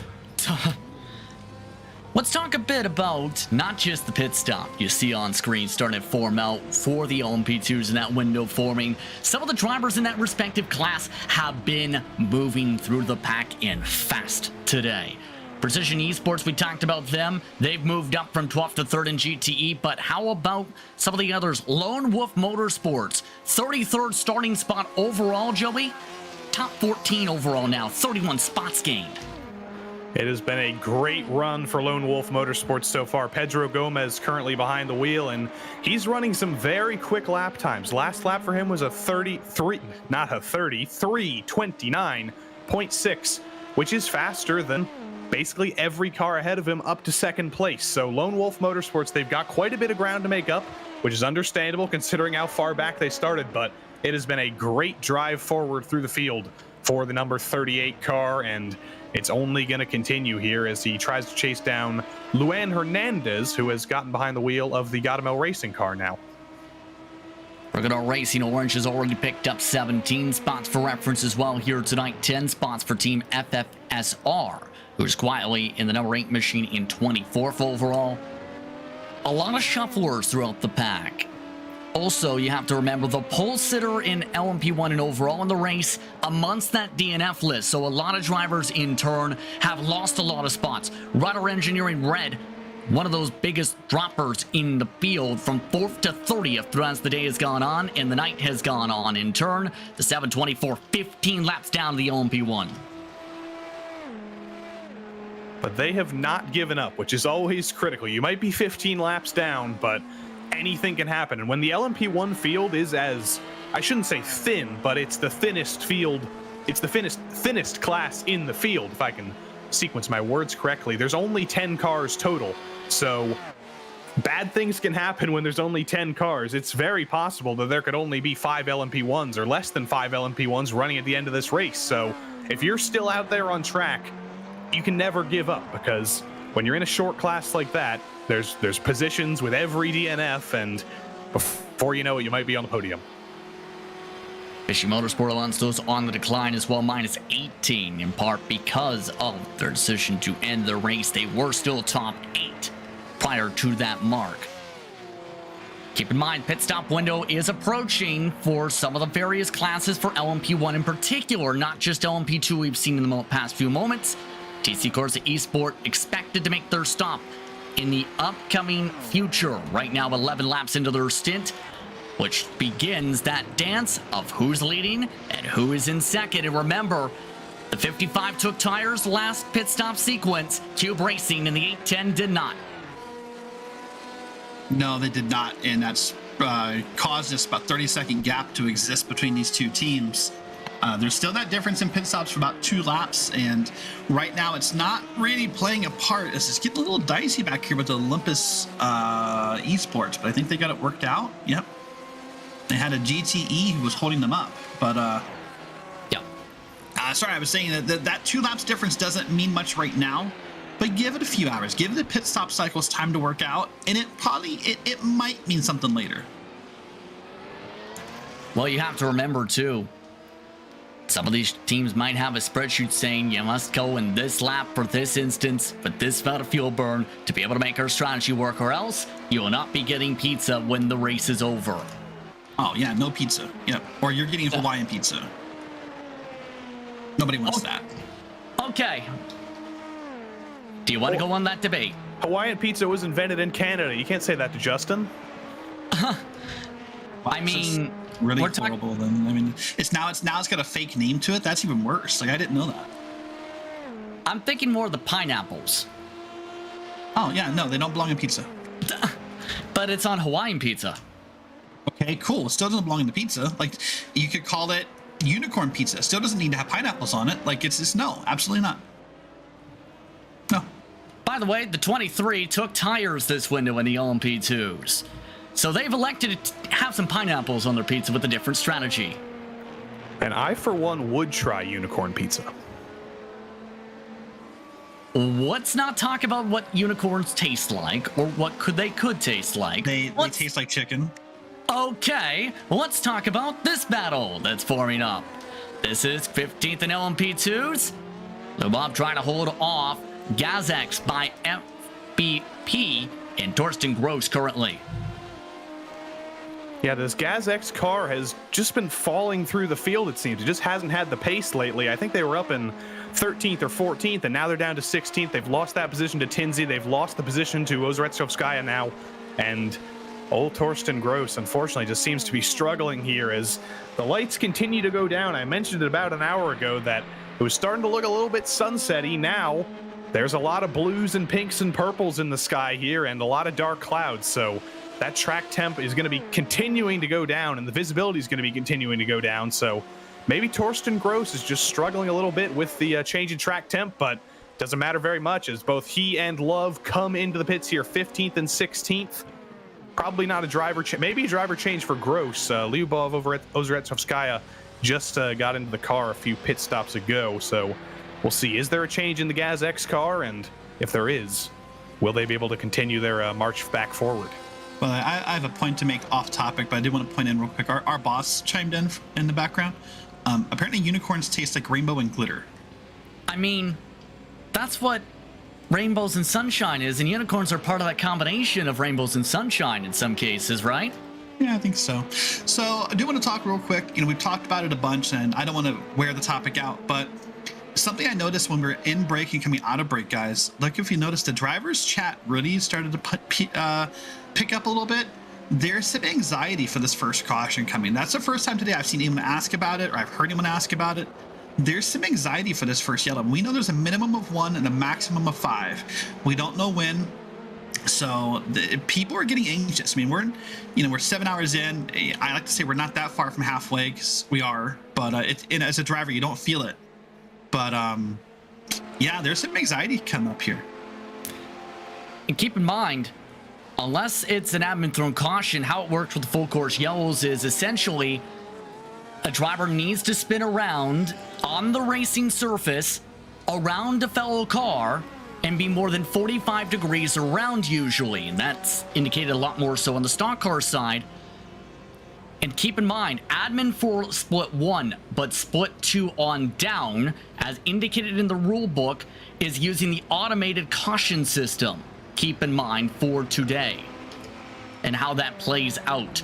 How that plays out in turn with the admin will be the intriguing part and how things factor on in. We haven't seen any spins on the track to even test that theory for reference, Joey, as more pit stops are underway for LMP2.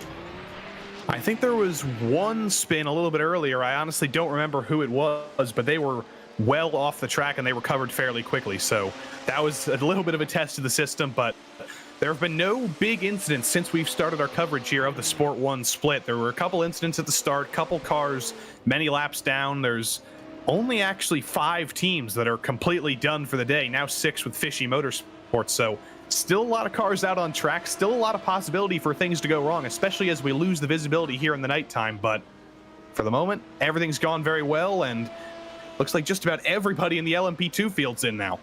Yeah, so the difference in the admin cautions and the system we're going to see in this Sport 1 split is that in Top Split in the broadcast earlier on GSRC, you saw them have 3 custom pace cars driven by, I think, by Christian Chauner, Rachel Weatherly, and I forget who the third person was. I deeply apologize, but they custom pasted that field around. They let them pit and everything. Here, the iRacing pace car will come out. It will be everyone lined up behind it, which presents its own challenges. I do want to say, as someone who's done road courses with yellows, catching that pace car will be a task that these drivers will have to do. It will not always be as easy as you think to catch a pace car on a road course. And that's the major thing there, too, to think about in the first place is it might take you 5 minutes to get to the pace car. It might be a 20-minute pace lap around this French facility. I've seen it in the past with events here where it can be a lengthy process of about 30 minutes on average for a safety car. So that will be a major game changer, but also a bit of a breather for some.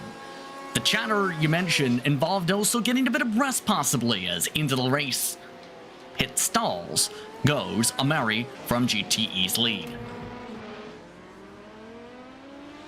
Yes, Samir Amiri has had this race under control since he retook the lead from Nils Von Pine, but Von Pine 23 seconds behind, should be bringing it down pit road this time, and yes, he does, behind a couple of those LMP2 cars. And then third place is now the Ripple Motorsport red car of Stefan Kvistgaard. That two-car team, him and Jonas Visa, are a Dane train there. Only 2 Danish drivers in that car, 2 drivers as a whole, and that's going to be a tough thing to do. That's 12 hours each if you're splitting it evenly, and some drivers have done 24-hour races on their own as for charity, so it's definitely possible, but it's certainly tougher to do it with 2 than it is with 4 or 5, as some of the other teams are doing. You know, the benefit to 2, however, compared to 4 or 5 or 6 is, man, this setup work is so much easier to get a team of 2 to agree on a setup and agree on how a car should handle. You get 4 or 5 guys in a room, you can't decide on what goes on a pizza. Now you want to decide how to set up a car. That's actually a really tough task, and is really a very big challenge when it comes to team racing. How to get that car handled so everyone's happy with it, where they can just make in-car adjustments. So in a way, yes, that 2-man team fatigue will be a factor, but I bet they had a heck easier of a time setting up that setup than a 4 or a 5-man team. And speaking of driver changes, the Glowing Disc and Friends number 43, there is a driver change right now. Nils Von Pine has gotten out of the car, and Ivo Rapont is now behind the wheel of that car. The driver change is currently happening right now, and they should be back out on track in a matter of moments. Car just dropped off the jacks. There they go. They should still be in second. It's a couple extra seconds for a driver change, but they had quite a gap back to third place Precision Racing Esports. Trouble. And just at the other end of the racetrack, the 49 of Felco Vernkamp, that is the RBNS Racing Blue Machine we followed along with earlier. And the battle with the WR Esports had a major slide going off through the sand trap at the very end of the Mulsanne straight in Mulsanne corner. Nearly got ran over from behind by Takomi Kayoma in the team NIS HIKEN with GTK machine. That was zipping on by. Yeah, Tomoki Koyama is 23 laps down in total. So the GTE field not nearly as close as the LMP2 or LMP1 field. It's quite a spread. There's a couple cars 20 laps down, couple 21, couple 22, and then back to the team Nishiken cars 22 and 23 laps down. So it's a battle for the top 10, and Koyama got away with a little bit of a moment, but seems pretty clean. Bad news, by the way, for the 69. Or the Weeb Giga Chad Racing 69 fans. Their driver has had technical issues. They are without a driver now in the car. That is at least a 3 to 5 minute tow here in France. That is so unfortunate. Maybe they flew too close to the sun. We complimented them too much. Oh, and another trouble. More trouble. IPM Cyan with a spin through the final corner. Able to gather it back up, though. Everybody in a bit of trouble. The 697 was right in the middle of the chicane, coming towards the start and finish line. Currently battling in the mid-pack, and a lot of chaos now brewing in this class, it seems, at the same time. Yeah, the sun goes down. Maybe it's a full moon, but drama, chaos. It's all happening now at the Circuit de la Sarthe. And it's only going to continue as we've still got 16 hours and 40 minutes left to go, and it's only going to get darker. So that makes me wonder, as we do transition into full night mode, are the mistakes going to continue to ramp up? Are we going to see somebody misjudge a gap or misjudge where they're supposed to go with no visibility? And hopefully they don't. Hopefully we don't have our first caution due to an incident, but we'll have to wait and see. That's a great point to bring up, though. What happens when the nighttime falls in an endurance race? And it's not just the Matrix 24, but any of them. A lot of things happen. One, the track continues to cool off. Two, where are my braking markers? A lot of drivers set braking markers based on maybe things on the wall, things on the track, things in the wherever you find them. And now it's nighttime. Yes, you have headlights, but those braking markers are hard to find. The cars go a little faster at night because there's not as much heat in the track. It's really easy at first, if you're not prepared for it, to really have a hard time as nighttime settles on an endurance race. And this is not Daytona. There are no lights in the infield. There's no lights on the oval. There's no lights basically anywhere. It's extremely dark. And the headlights, they do their job. You can see, but it's completely unlike Daytona, and that is much, much harder to see here as night falls. And it should be noted, if you damage the front of that car by hitting a wall, you can lose your headlights here. I've seen it happen. And at that point, you're screwed. You basically can't go out on track unless you have a buddy lighting up the track in front of you, like I've seen in a couple of Dinner with Racers fun events. I don't know if you could do that seriously. So at that point, you might be done and dusted. You might be out of the race. So drivers got to be careful. Don't crack those headlights. You really need them. By the way, for reference, as we see how things play out, see how dark things are getting around the track, as well as inside the cars in them themselves.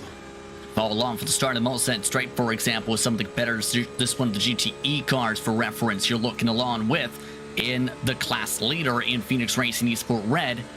Eventually this gets fully pitch black dark, where you're relying at this part of the track onward essentially on those headlights that you're talking about for the visibility and knowing where your experience is in the marks. And that comes based on experience and feel more so from this point forward. If you don't have that experience, you end up going to the hardware story just past on the right. You do, and you know what? That's a great camera shot by our director, Zach Johnson, to show off that despite how strong these headlights look from these outside views like that right there, that looks like the brightest thing ever. Inside the car, they're usable, but they don't look that bright. But yeah, it's a great shot. It's a great explanation while Justin was talking there of just how, how hard it is to see around here. That was a great job overall. And that's getting darker by the moment. Keep in mind, with it being summertime, believe it or not, in-sim time is nearly 11 p.m. and the sun hasn't fully gone down yet.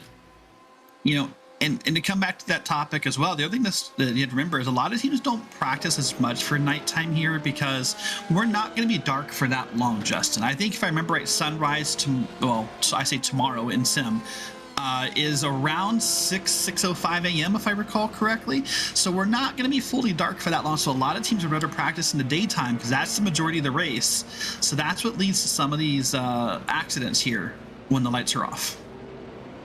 Remember back in the day at this facility with some endurance events too, a lot of the teams mentioned trying to prepare themselves for the nighttime because the expectations with the track conditions. You mentioned that difference there. That may absolutely change philosophy in turn, you have to think. Or does it, Derek? Yeah, I'm not sure. Joey, you've driven before endurance races. Do you wait and see? Like, oh, I don't have nighttime stints. Do you practice nighttime in general? Like, how would you approach it, Joey?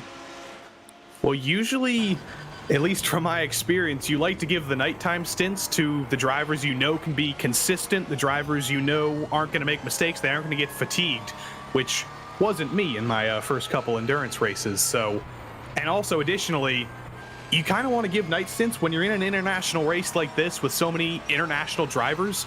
You kind of want to match people up with their time zones, because if it's light outside and you're racing in the dark, not only could there be glare on your screen if you're racing near a window, but it's kind of just a mind flub, which makes it difficult because you want it to be night outside when you're racing at night. You want it to match your human body to your virtual body, and there's a lot of things that go into considering this, and as we keep saying, that's why it's so difficult to run a race like this. That's a very valid point you bring up, and that's something I've experienced, even this as a team manager and a strategist before. So just give our honest point of view. I know we have a global audience, but right now it is 4:29 p.m. East Coast time. It's 1:29 on the West Coast. It is bright outside. I have my blackout curtains down, but it is bright outside. So right now, as a driver, it's really actually much more fatiguing because you're staring at a dark screen. It's dark out. And you look over and it's light out. And you're right. It's a real challenge of the mind is an appropriate way to say that. And then it's quite opposite. You're going to be up all night with your team, wanting to hang out, wanting to watch the race. It is bright as heck in the sim and dark outside. It can really eat at you more than you think it would. The interesting thing to note is drivers do have the ability to track how many laps a current driver in their car have had per overall run currently. The most laps estimated by the sim currently, 77 of the 120 in their class in the 724 we checked out earlier. And Jaden Ledbetter, he is based out of Spokane, Washington for reference. So one of the drivers from the Pacific region, Derek, you're referring to, who are currently racing mid-afternoon in their car. Yeah, and that's it's cool for the team because you're like, oh man, he can stay up later than us probably if you're an East Coaster, or he probably wasn't awake for the start of the race because it started at 5 a.m. local time for him. And, but that's what happens, and that's the cool part of a team racing. Absolutely. Here's a look at some of the side-by-side. This is 5th LP2 currently. See the shuffle as that is correct Motorsport Team DLS showman amongst those, zipping on by with the use of the draft along the outside. In fact, given the space from Chronos SC. Keep in mind, they are on the same stint, and they are drivers who both changed tires during that last pit stop window 3 laps ago for them. And there are also cars that switch drivers, so it's a completely different driver lineup in this battle, but it's 2 of the same teams we've seen fighting here for the top 5. Chronos SC, they've fallen down just a little bit now that, or before Fabio Milani got in the car, and the Garicka Motorsport, Adrian Garicka, behind the wheel now, is actually moving his way forward. He's got a lot of pace in that car, and the number 69 is now back into the top 5, but the battle's going to continue here. Milani is going to think about going for a move. He had the draft there, but it looks like the way to go in LMP2 is to just stick behind the guy ahead. If you've got the speed, keep saving that fuel. So much time left in the race. No reason to fight it that hard. And when you have events such this, you come to realize how many different teams there are and the various different tiers in all parts of the iRacing platform. Take, for example, the team that's on the chase. This is a team that started in 2021 based out of Italy for some of their competitors that races more so in their Italian esport competitions in some cases. And looking to battle it on out in turn, they started a lot of their special events over the past year as well with some open wheel experience. Milani's still looking to try and close back up to the team boss for their competitors up in front.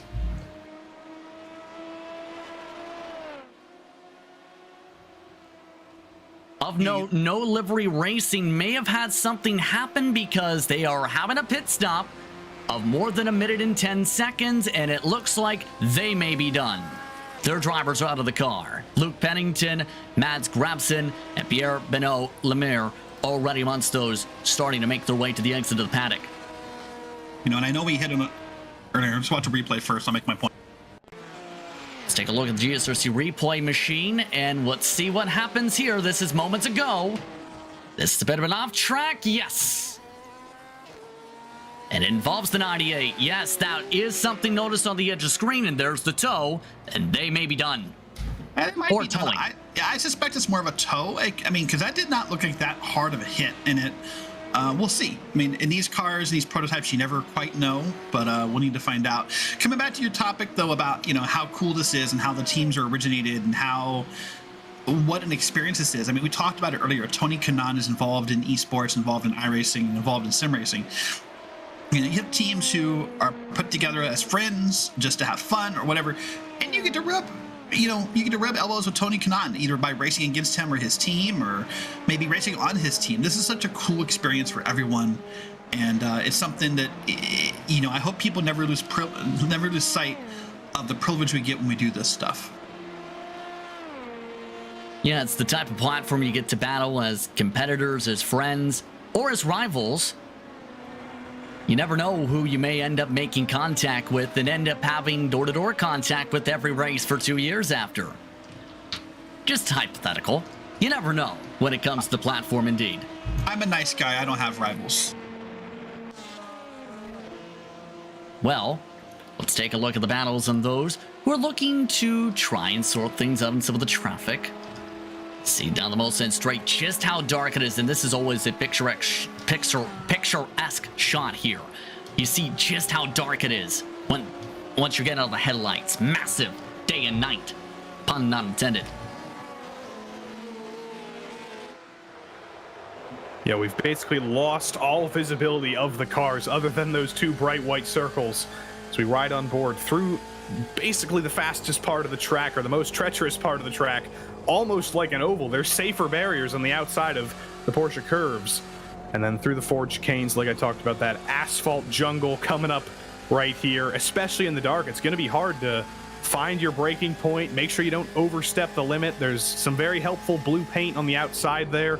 And then there's that treacherous curb and the blue cone you don't want to cross.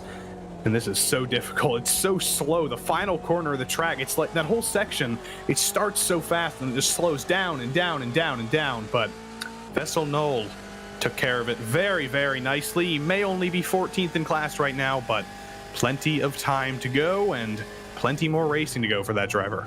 Can we talk real quick about how well lit the pit road entrance and exit are? Like, they're the most welcoming part of the track at night. And keep in mind, those are two important sections you want visibility in, because if you're going in a hard braking area with an active pit lane for pit crew in real life in particular, you want to be able to see where those lines are. You want to be able to see where those marks are for when you have to slow down and when you have to, or preferably, speed back up, should say.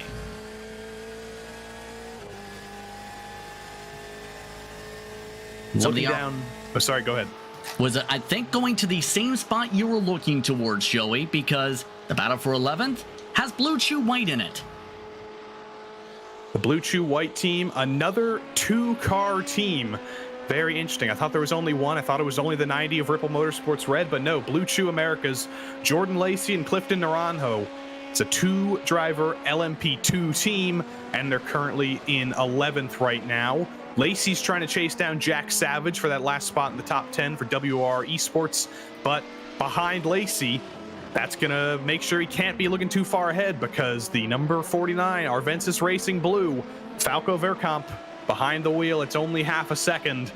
Both of these two are catching P10, Jack Savage, but they got to hope they don't start fighting each other too hard, because if they do, they're going to slow each other down, and all that progress they've made, they're going to lose. So this is a time where you've got to hope that the driver behind is willing to work with you and willing to just put the race aside for a second for the greater good of you both.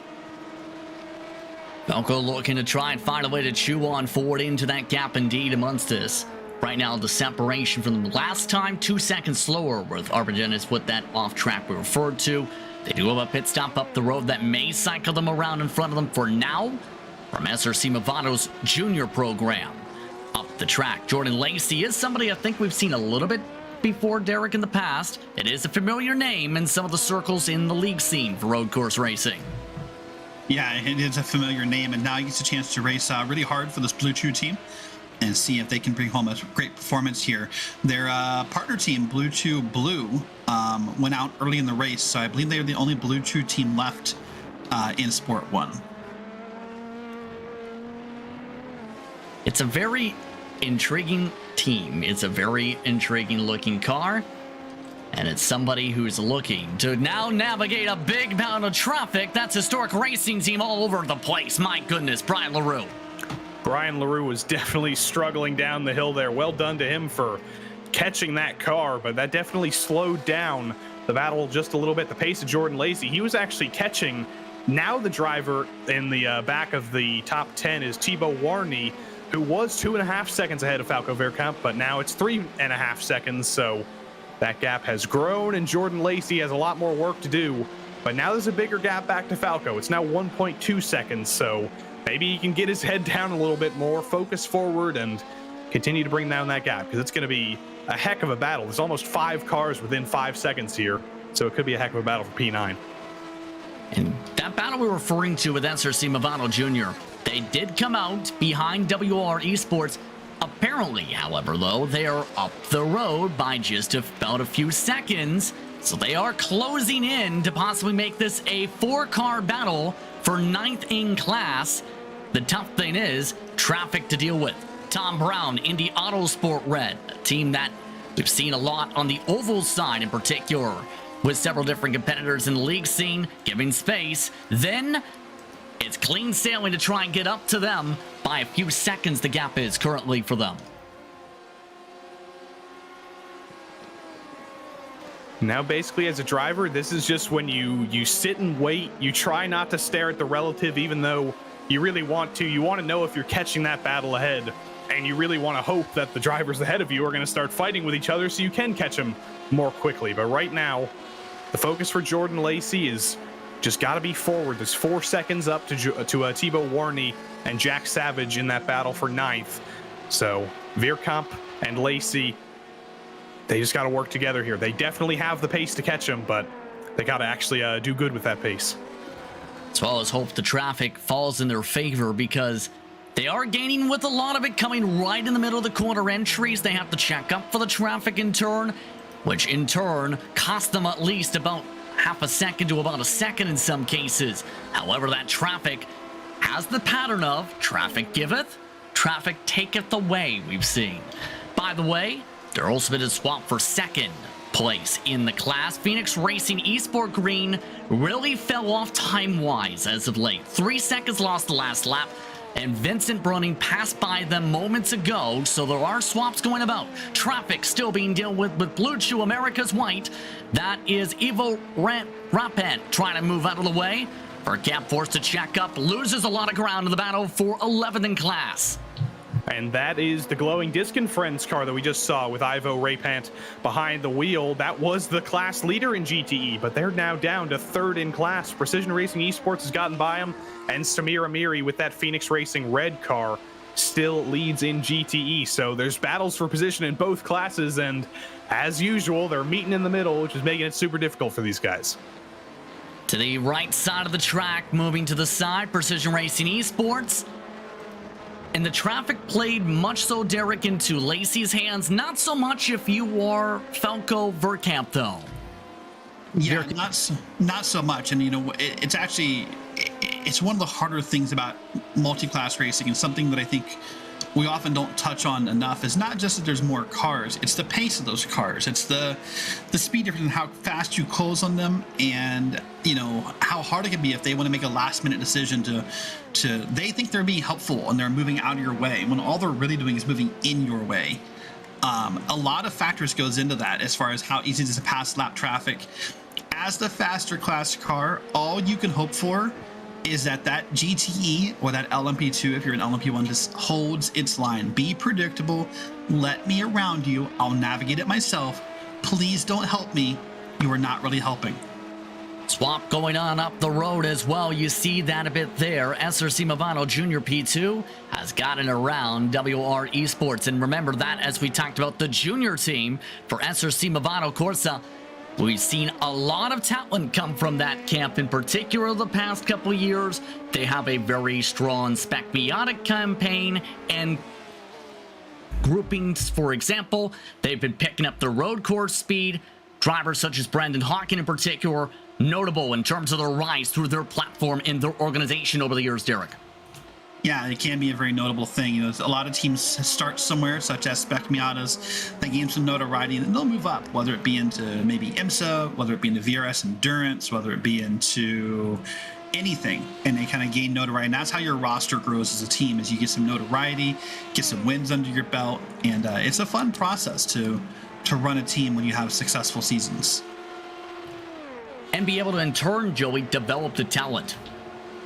Yeah, it helps when you have a junior squad. That's why so many teams do that in real life. So many teams have feeder series teams and even junior series teams in the series that they're in, like Red Bull and Alpha Tauri in F1. Those junior teams really do work to help develop talent, really throw them into the deep end, have them actually race, have them actually develop, and also learn from the more senior drivers, the more, well, I shouldn't say more talented drivers, but the more experienced drivers, and they'll get up there with time. So this SRC Movano Junior squad doing a fantastic job. Thibaut Warney behind the wheel, now running away from Jack Savage. It's been a great race so far for them. They're actually back to where they started. They started 16th overall. They're in 16th overall. So it's been a great climb back for the number 72 car.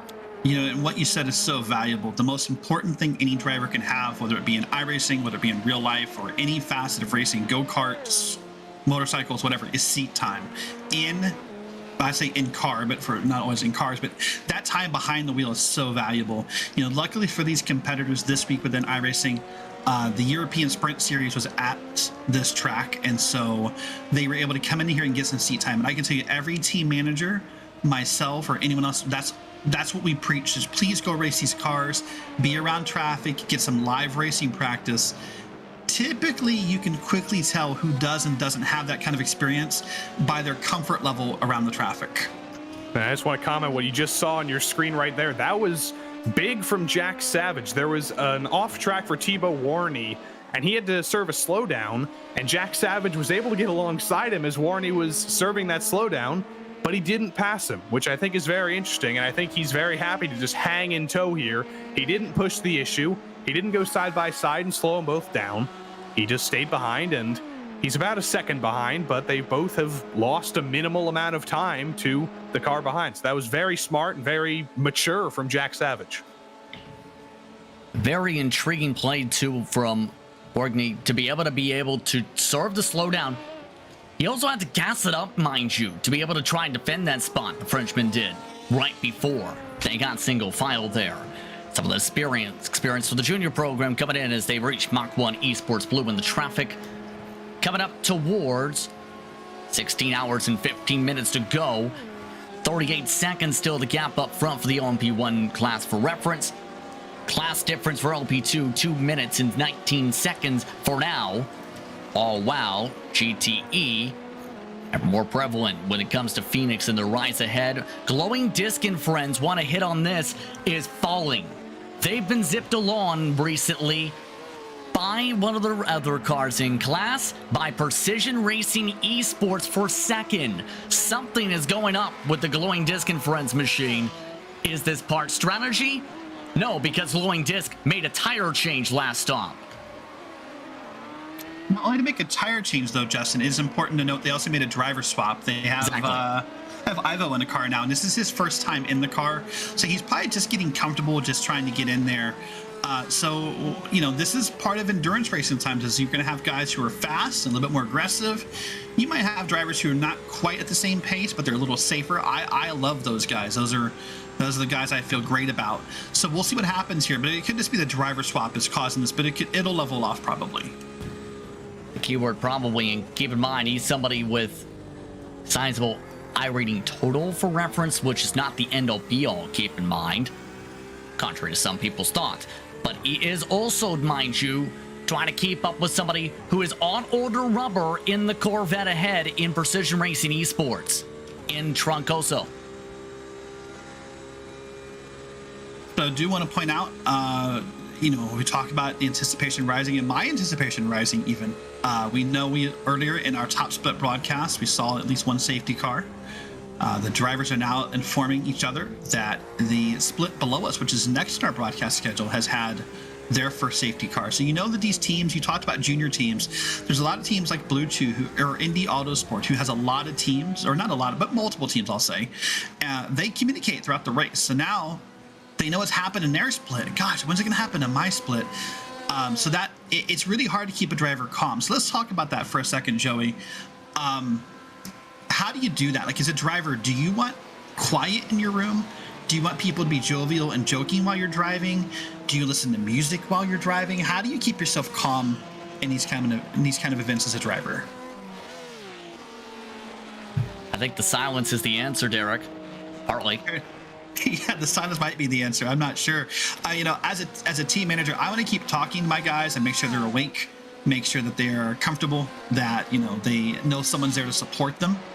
But as a driver, sometimes some drivers don't want you to talk. They want you to let them focus, and that's okay too. Every driver is different. Yeah, sorry, Derek. I had a technical issue of my own. I unplugged my mic from my PC with my foot somehow, so that I'm suffering from the same exhaustion as some of the drivers are, I guess. But the thing you really want to do to stimulate yourself, maybe you don't want somebody to talk to you. If you're really focusing, you might want to tell them to shut up, but I want someone to talk to. I want music in my ears. I want something, because if I'm just driving on my own around a track like this where so much of it is just full throttle, I'm frankly going to get bored, and you don't want to be bored in a car. That's the worst thing you can do, because that's how you lose focus, and that's how you bend the car. I'm now imagining you trying to drive around, and the music that ends up coming up on the shuffle for the playlist is Baby Shark. Your reaction? Mean, if you're hunting somebody down, that's pretty good. Do you know what Baby Shark is? I do. Okay, and that's going to be the intriguing thing too. Is you have to, in theory, Joey, pick the right mood for the music. Well, it depends on the driver. Some drivers really like high intensity stuff, really get the intensity up. Some drivers, it's nighttime. They want calm music. They want some smooth jazz or something to keep them focused, but also keep them calm and collected. So it's really a personal choice. Some drivers, it depends on the driver. Some drivers want no music at all, for that matter. So it really depends on who you ask. It also depends on, in some cases, maybe even, are they showing their perspective to, say, their followers on a social media platform like Twitch or etc.? Because that can maybe factor in too, Derek. We've seen in the past where some drivers may have, say, their teammate try and stay up all night, even though they're being told several times, please go to sleep, you're my next driver in this car. Stuff like that. Yeah, it's funny you say that. It's a hard rule I implement, and I know other teams implement as well, is we make schedules and we say, hey, when are you available? And the number one rule is you must account for sleep. I do not allow anyone to mark availabilities for 24 hours. You need sleep. I'm not gonna say it's impossible to stay for 24 hours, but I believe it's nearly impossible to stay awake for 24 hours and be ready to hop in the car at any point. Fatigue is a factor. We've talked about it so much. No, you need sleep. You're exactly right. So it can be hard. Focus is hard. I admire what these guys do. It's an amazing feat. Looking still at the battle, by the way, going on for second in class. Glowing Disc, as we've discussed things, has found a way back around Precision Racing Esports. Might swap back here soon, though, because Tracoso, pro driver on other platforms, does have the experience to try and set things up. See how things are played out by the Corvette in the battle with the Porsche.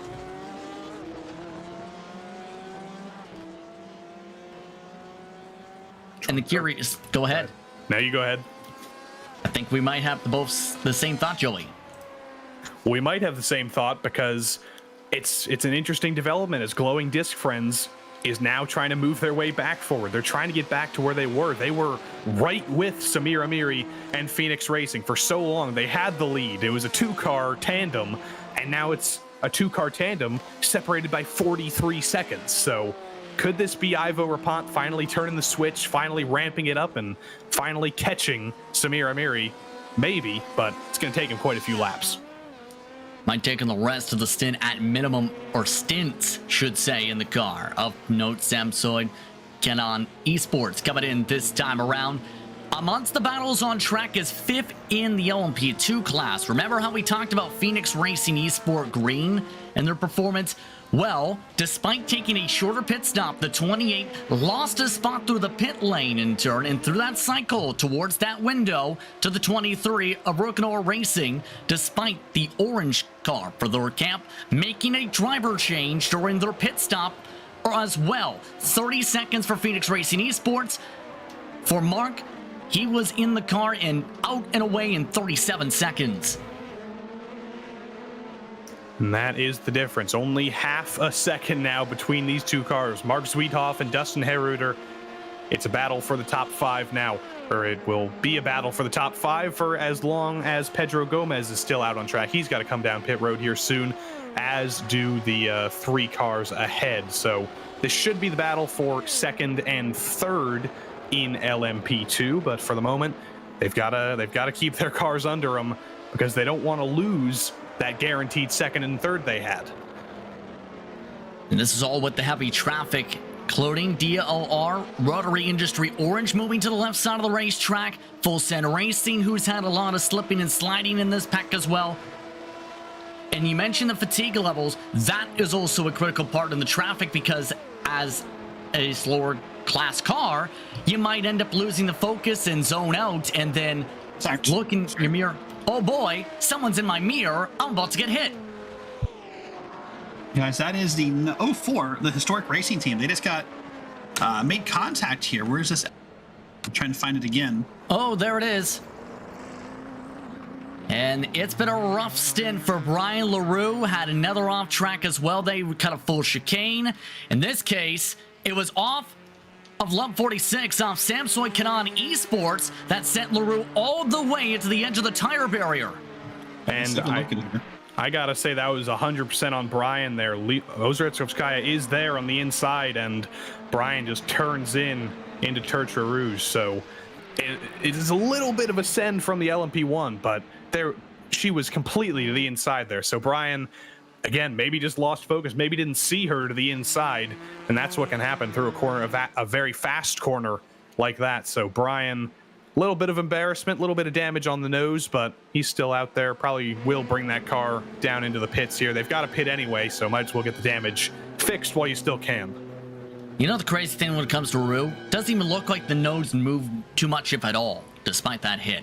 By the way, pit stops underway for the OMP2s. You see on screen, Rex Munstall's in as well. IPM Scion, Lone Wolf is in, Blue Chew is in, WOR is in, Arbanez is also coming on in. So this will cycle that battle between the 23 and the 28 as expected up to second on the racetrack. But how will it fare out in distance to the race leader? Still a fair distance back on the racetrack for reference marks. A fair distance is actually 2 minutes 30, almost 3 minutes 30 at this point. I've got to wait for the times to restart to see which one of those is accurate, but Maciej Milnek behind the wheel of that NetRex Grand Prix blue car has been absolutely fantastic and rock solid out there in the lead. It's just been a fantastic drive so far in the race for that team, and they've been absolutely dominant and untouchable, so they're just going to have to hope that nobody runs into them because they got a huge lead. There's a change, though, in the strategy cards that you were talking about, Derek, earlier with the OMP1 leaders. TC Corsa came in this time by the same lap as Cube Racing's 810 car. Yeah, and that's interesting to see. I don't think it's a change in strategy. If you look on our statistics you see behind the scenes, though, Corsa, I believe, still did an extra lap compared to Cube. So I think this is a mathematical thing. They're coming in together, but I could be wrong. We'll have to kind of wait and see here. But it does kind of even the playing field. Well, now it's back to even for those two teams in a way. So now you want to wait and see if Corsa can keep up that fuel saving. And if they can, they'll garner a big lead here out of it, probably. But the main thing, too, turn to you, Joey, on this part is they were going 13 laps on their fuel save. It's down to 12 now. Is that a concern as they try and sort around getting around Olympus Esports as well as Cube Racing's 820 coming in with Apex Misser? It is a concern because if you think you're able to do 13 laps, I don't know if they'll be mapping out their strategy this early because there's so much time left in the race. I don't know if they've divided every stint already, but if they have, yeah, that's really going to throw you off. And even if you haven't, that's a little bit disheartening because Togo Hisata, when he was in the car, he was able to do a little bit longer in terms of stints than Hayata Saga is. So it might just be a difference in driver, it might be a difference in driver techniques, but either way, that is a big, big difference. A full lap here, that's a full 3 minutes. So Asaga, if they want to do 13 laps, he's got to figure out how to save quite a bit more fuel. Well, and the other thing can be, too, on top of drivers, which obviously is a big factor. Every driver drives differently, and that can affect your fuel savings. But also there's less cars on the track. There's less to brake for, less to draft behind, less to check up for. Now you're already in the throttle, and that also could be the difference in what we're seeing as well. Major possibilities on that. Keep in mind, 40 seconds back is Asanga to the 810 currently on the racetrack. Still keeping an eye on that battle you see on screen involving the junior program for SRC Movado. It was close. Then lap traffic occurred with Wesonol trying to move to the left side of the racetrack to let on by the driver on back. This is for 6th in the LMP2 class. And it seems all the battles have been flaring up and then some of the past hours. So a lot of shuffling in that mid-pack, in particular in the middle of the top 10, Derek. Yeah, a lot of shuffling back and forth as we keep going through pit stops, and it'll shuffle out for a while throughout the night. And I mean more so in terms of the intensity levels, because we've seen a lot of drivers separate out. A lot of those separations, though, partly with the attrition, is really compressing throughout all this. It is surprising how many cars are close to each other at this point in the race. It's been quite a while. We always see a lot of separation. There's a lot of separation in LMP1. There's a lot of separation in terms of the lead in each class, but we've been following these LMP2 battles for the entirety of the time we've been on air, and they're still as close as they've ever been. There's less than a second gaps everywhere. Satellite Racing Indianapolis, for one, is they've always been fighting with Rocket SimSport and a couple others, and we actually just got a confirmation in the YouTube chat from David A. Williams, who's one of the drivers on that Satellite Racing Indianapolis team, that they got damaged before the green flag, and apparently they can't fix it. So they've had to deal with that for the entirety of the first 6 hours, or first 8 hours of this race, rather, and they can't fix it. And frankly, that just happens sometimes in iRacing, and it's super frustrating, but they've done a good job of dealing with it so far.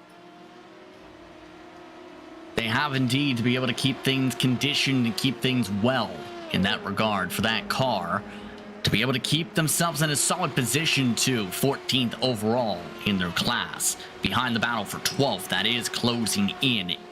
Team FFSR, haven't talked too much about them as of late with Jonathan Berto, is trying to close in on the draft. You see that here. Beercamp, keep in mind, was battling as high as with Savage and Lacey earlier. A bit of a drop for the 49. Here comes the 8 with the fuel save to start off the straight. Yeah, and that number 8 car, that car has to stop. They've done 9 laps on the stint. Everybody else in LMP2 more or less is 1 or 2. So the pit stop for Team FFSR is coming up soon, and they'll lose a couple more spots, but it's been a decent run, and it always helps to be on an alternate strategy, because when we have this random caution coming, why not do something different? It might work out. You're going to be on the same lap as these guys either way, so you know what? Why not try something else at this point? Absolutely. And that's the major thing, where some drivers elect to say, okay, it's go time. We're about to pit. Let's make the pass. Or they do a bit of the save. This time it's the bit of the aggression showing, trying to break out, and instead burping the throttle, going slower there. Interesting, to say the least, as they start to reach the traffic ahead in Richard Hunter. Yeah, I think Berto knows that this isn't his position to take. He's got a and he's got a track cut. Oh dear. Another slowdown's going to make that even worse, but he knows he's on an alternate strategy. He's not racing Falco Verkamp for position, so there's no reason to push the issue. Just stick behind him, run your race, run your strategy, and hope it works out a little bit later. This could be a concern if he can't clear it. Drivers have about 30 or so seconds to clear a penalty of this regard for a track course cut, or else they get a penalty from the sim where you have to come to the pit lane. Just able to clear it after about 20-25 seconds, Derek, to be able to clear that.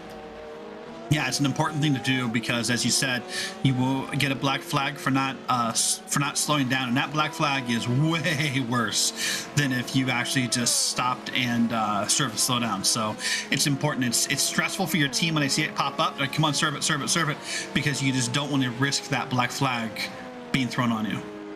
Approaching the top of the hour, 16 hours to go. In just a few moments, let's quickly run down your top 5s in class as they run currently. Cube Racing's 810 car currently in the race lead, driven by Luvok Jarrett. Then it is Asanka in TC Corsa Esports W's car in the 55. In second, 38 seconds still the gap. Olympus Esports having a solid run inside the top 3 with Matt Loveridge behind the wheel. Then it's a battle on for 4th. Cube Racing's other car in the top 5, and the 820 is trying to battle with the Apex Missers to try and see if they can hold on, or if there's a swap around after the Apex Misser closed up by about 2 seconds last time by. Then when it comes to LMP2, NetRex Grand Prix Blue is in that class lead still by a whopping 2 minutes and 34 seconds. Then it's Rookador Racing Orange in second. Third place is Phoenix Racing Esport Green, who has not been able to keep up in the draft to the 23. Caramel Racing now with Luen Hernandez behind the wheels in fourth. Rounding up the top 5 is Adrian Korek in Korek Motorsport Team DLS Schumann. Then for the GTE machines, it is Phoenix Racing Esport Red in that class lead by a sizable 37 seconds. Remember, that class lead was in the way of the second place car at one point in Glowing Disc and Friends. That machine is up 5 seconds now with Precision Racing Esports, with High G SimRacing Zuber in fourth. Ripple Motorsport Red very quietly rounds out the top 5 with their 2-car entry. With that just past the top of the hour, we'll take a quick break. Listen to the sights and sounds for the French countryside. Be able to take a bit of a rest, why don't you? As you watch along for the Majors 24, this is Sport 1 Split coverage here on GSRC. We'll be right back.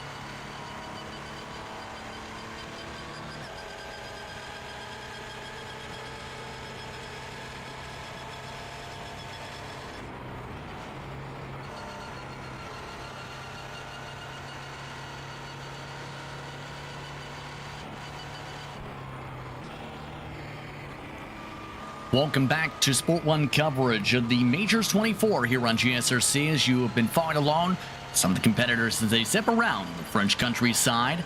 Some of them in various levels of attack mode, such as the Apex Missers, looking to try and settle things forward, and then some in fourth by now 6 seconds with the 820 for Cube Racing. Justin Prince, Joey Devin, Derek Watson with you with our producer, and Zach Johnson. Jason Cameron's bride with great Dougie Beard. As we approach 15 hours to go, approaching quickly the halfway mark for competitors across all the splits here. And it's been an intriguing run for Sport 1. We've seen things get a bit more tamer all of a sudden. For now is the key word, and that's what can happen sometimes when you go full pitch black darkness, Joey, such as right here. It can happen, and we've seen a little bit of spread. Even in the last couple minutes we were on break, the LMP2 battles that we've been talking about for the last couple hours, they've all spread out as well. There's one battle that's about 1.1 seconds. That's the battle between the 69 and the 72 for the last spot in the top 5 between Garica Motorsport and SRC Movano, Adrian Garica and Thibaut Warney behind the wheel. And that's the closest battle on track right now. It's that stage in the race where everything's kind of cycled out and everybody's sort of running their own race here in the darkness, and that might change soon if we get a caution or if somebody makes a mistake. Anything can happen, but right now it's just a little bit of a holding pattern. It's a little bit of calm, and hopefully for some of the drivers, it's not a calm before the storm. And that's a critical thing for some, is making sure to be able to keep cool, especially since you never know when the cautions could fly. You never know when you get yourself involved in trouble. You never know if you accidentally have a power outage. You never know if your internet accidentally decides to say bye-bye. You never know if you reach traffic at the wrong point. You never know if someone tries to back up in the middle of the rejoin. You never know if somebody alongside you in traffic clips the grass, such as right there, and you end up having to hope that you keep it clean, especially when you have the overall race leader right behind and beside you. You never know when things can play out. As pit stop underway, breaks up that battle. It's SRC Movano coming in. That's number very 72. interesting. Nope, go ahead. I was going to probably saying this. It's interesting to see. I thought we were a little off cycle. Let me check the stats real quick here. No, I'd already turned over for me, unfortunately. I didn't think they'd been out that long. 10 laps. Okay, maybe they have. And that's about a 5-lap difference from the battle they were having. But that's going to make things interesting turn, you'd have to think, Derek, for later on tonight and through the rest of their split here in Sport 1. Yeah, who knows what happens with that, because we keep talking about all the what ifs, and that's the cool part about endurance racing is the what ifs. It's that you tell yourselves, man, we're only 5, 6, 7 hours in. There's so much more left. Even if I get a slowdown, even if I get a stop and go penalty, even if I have to stop and fix a minute of repairs, who knows what still happens? It's so much as possible here now. To bring it back to your point, though, it's kind of calmed down for now. That'll probably remain the case unless one of two things happens. One being one of those mysterious cautions that we keep talking about. That'll bunch everybody up and it'll get really crazy, especially at night. That'd be kind of fun as a broadcaster to see. The second is when the sun comes back up. Things will get crazy again. The track will heat up, and you'll see a few more tense moments during that time of the day, I think. See, third and fourth, by the way, grouped back together here in the French countryside. This has also been one of the talking points of the night and one of the storylines. How will the 52 fare? But a 47 is off. A bit of a cut through the grass and through the sand. That's WR Esports, the world of racing, off for Jack Savage. Yeah, it's so easy to do there. He just clipped that initial curb, and that just completely upset the car, turned him hard left. Lucky there was a little bit of gravel there, so he didn't sustain any damage, but sustained a little bit of damage to his track position as he's now behind Falco Veerkamp and now back in 12th. That was actually one of the closest battles on track, but I tell you what, a little bit further up the road, IPM Cyan, Alessandro Barbagallo, and Thibaut Warney, who's continuing his drive up through the field. That's quite a close fight for P8 now. And Barbagallo needs to stop in 5 laps. Thibaut Warney just stopped. And the battle rages on as they navigate through, I believe that's Brian LaRue again. And this traffic continuing to be very busy. Keep in mind, GTE race leaders coming in. Phoenix Racing Esports for their respective entry there. Esports should say, coming in this time by the red car. Still keeping an eye on the battle going on screen. This is the battle for 8th in class still. Still staying a little bit wiggly and a little bit bobbly. Junior program looking to try and pull off and away from IPM Cyan, who is closing pretty fast on them in turn. With Precision Racing Esports looking to stay to the left for the entry. A bit of a tight entry mark for Danny Cervantes to try and navigate for them.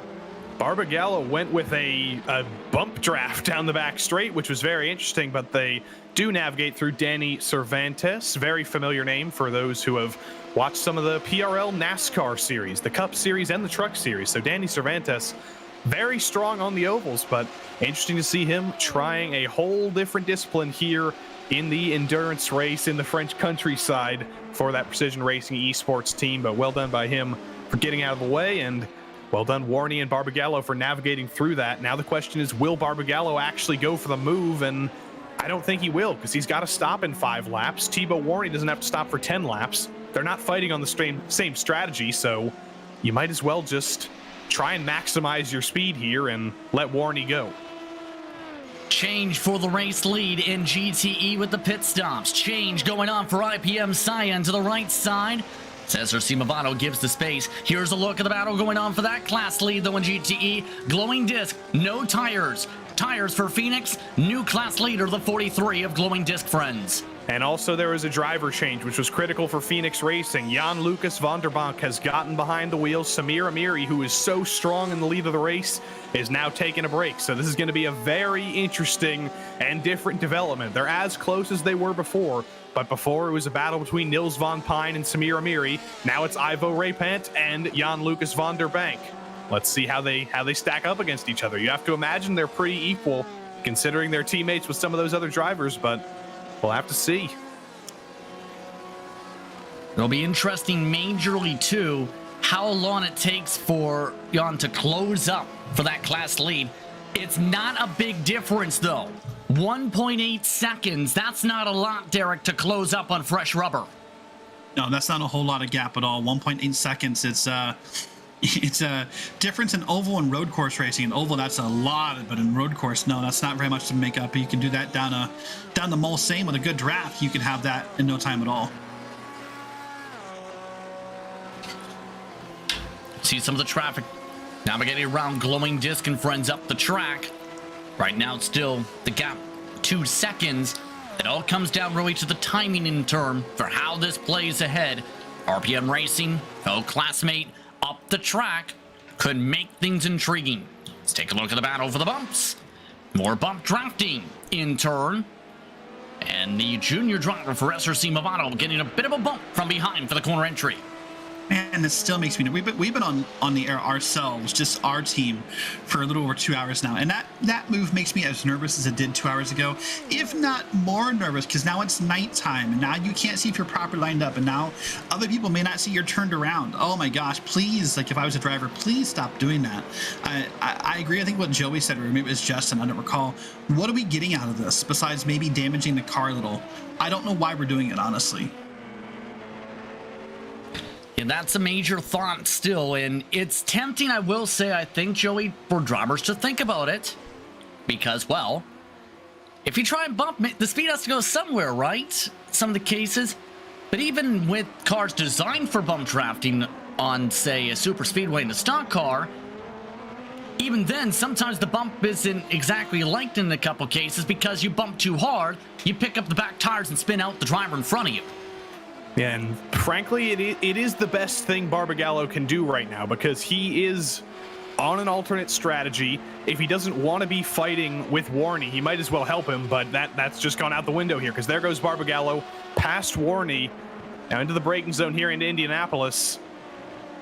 Will he be able to run away is the question. He seemed to have quite a bit more pace, and if he doesn't want to slow down Warney, and if Warney doesn't want to slow himself down, he's got to hope that Barbagallo is actually faster and can run away and won't slow them both down.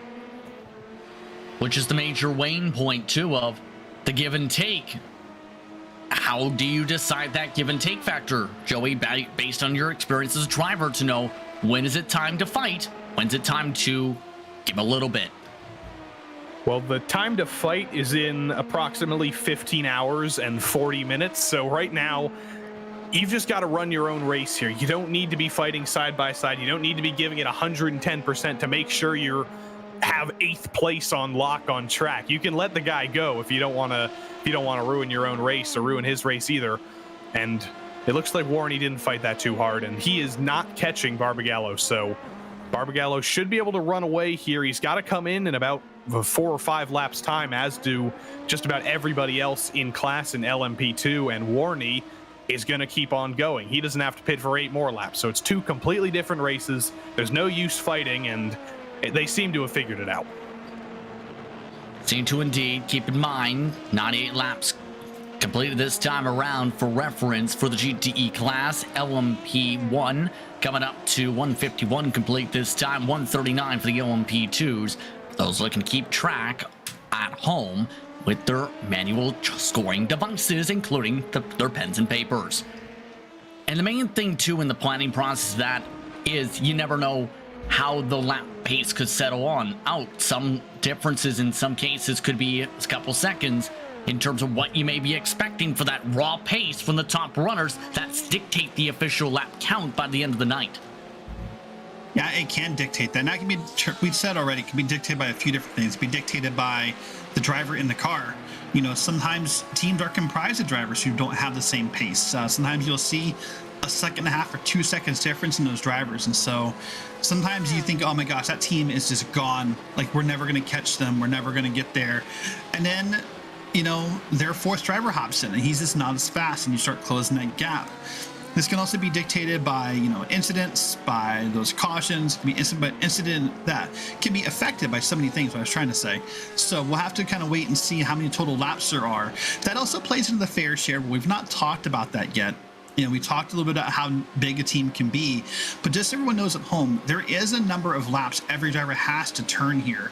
And so it's kind of a simple math, kind of not. You take the total number of drivers, or total number of laps estimated, and divide it by number of drivers, and then divide by 4. So what'd you say, Justin, the current estimated for an LMP2 is, or an LMP1 is how many laps?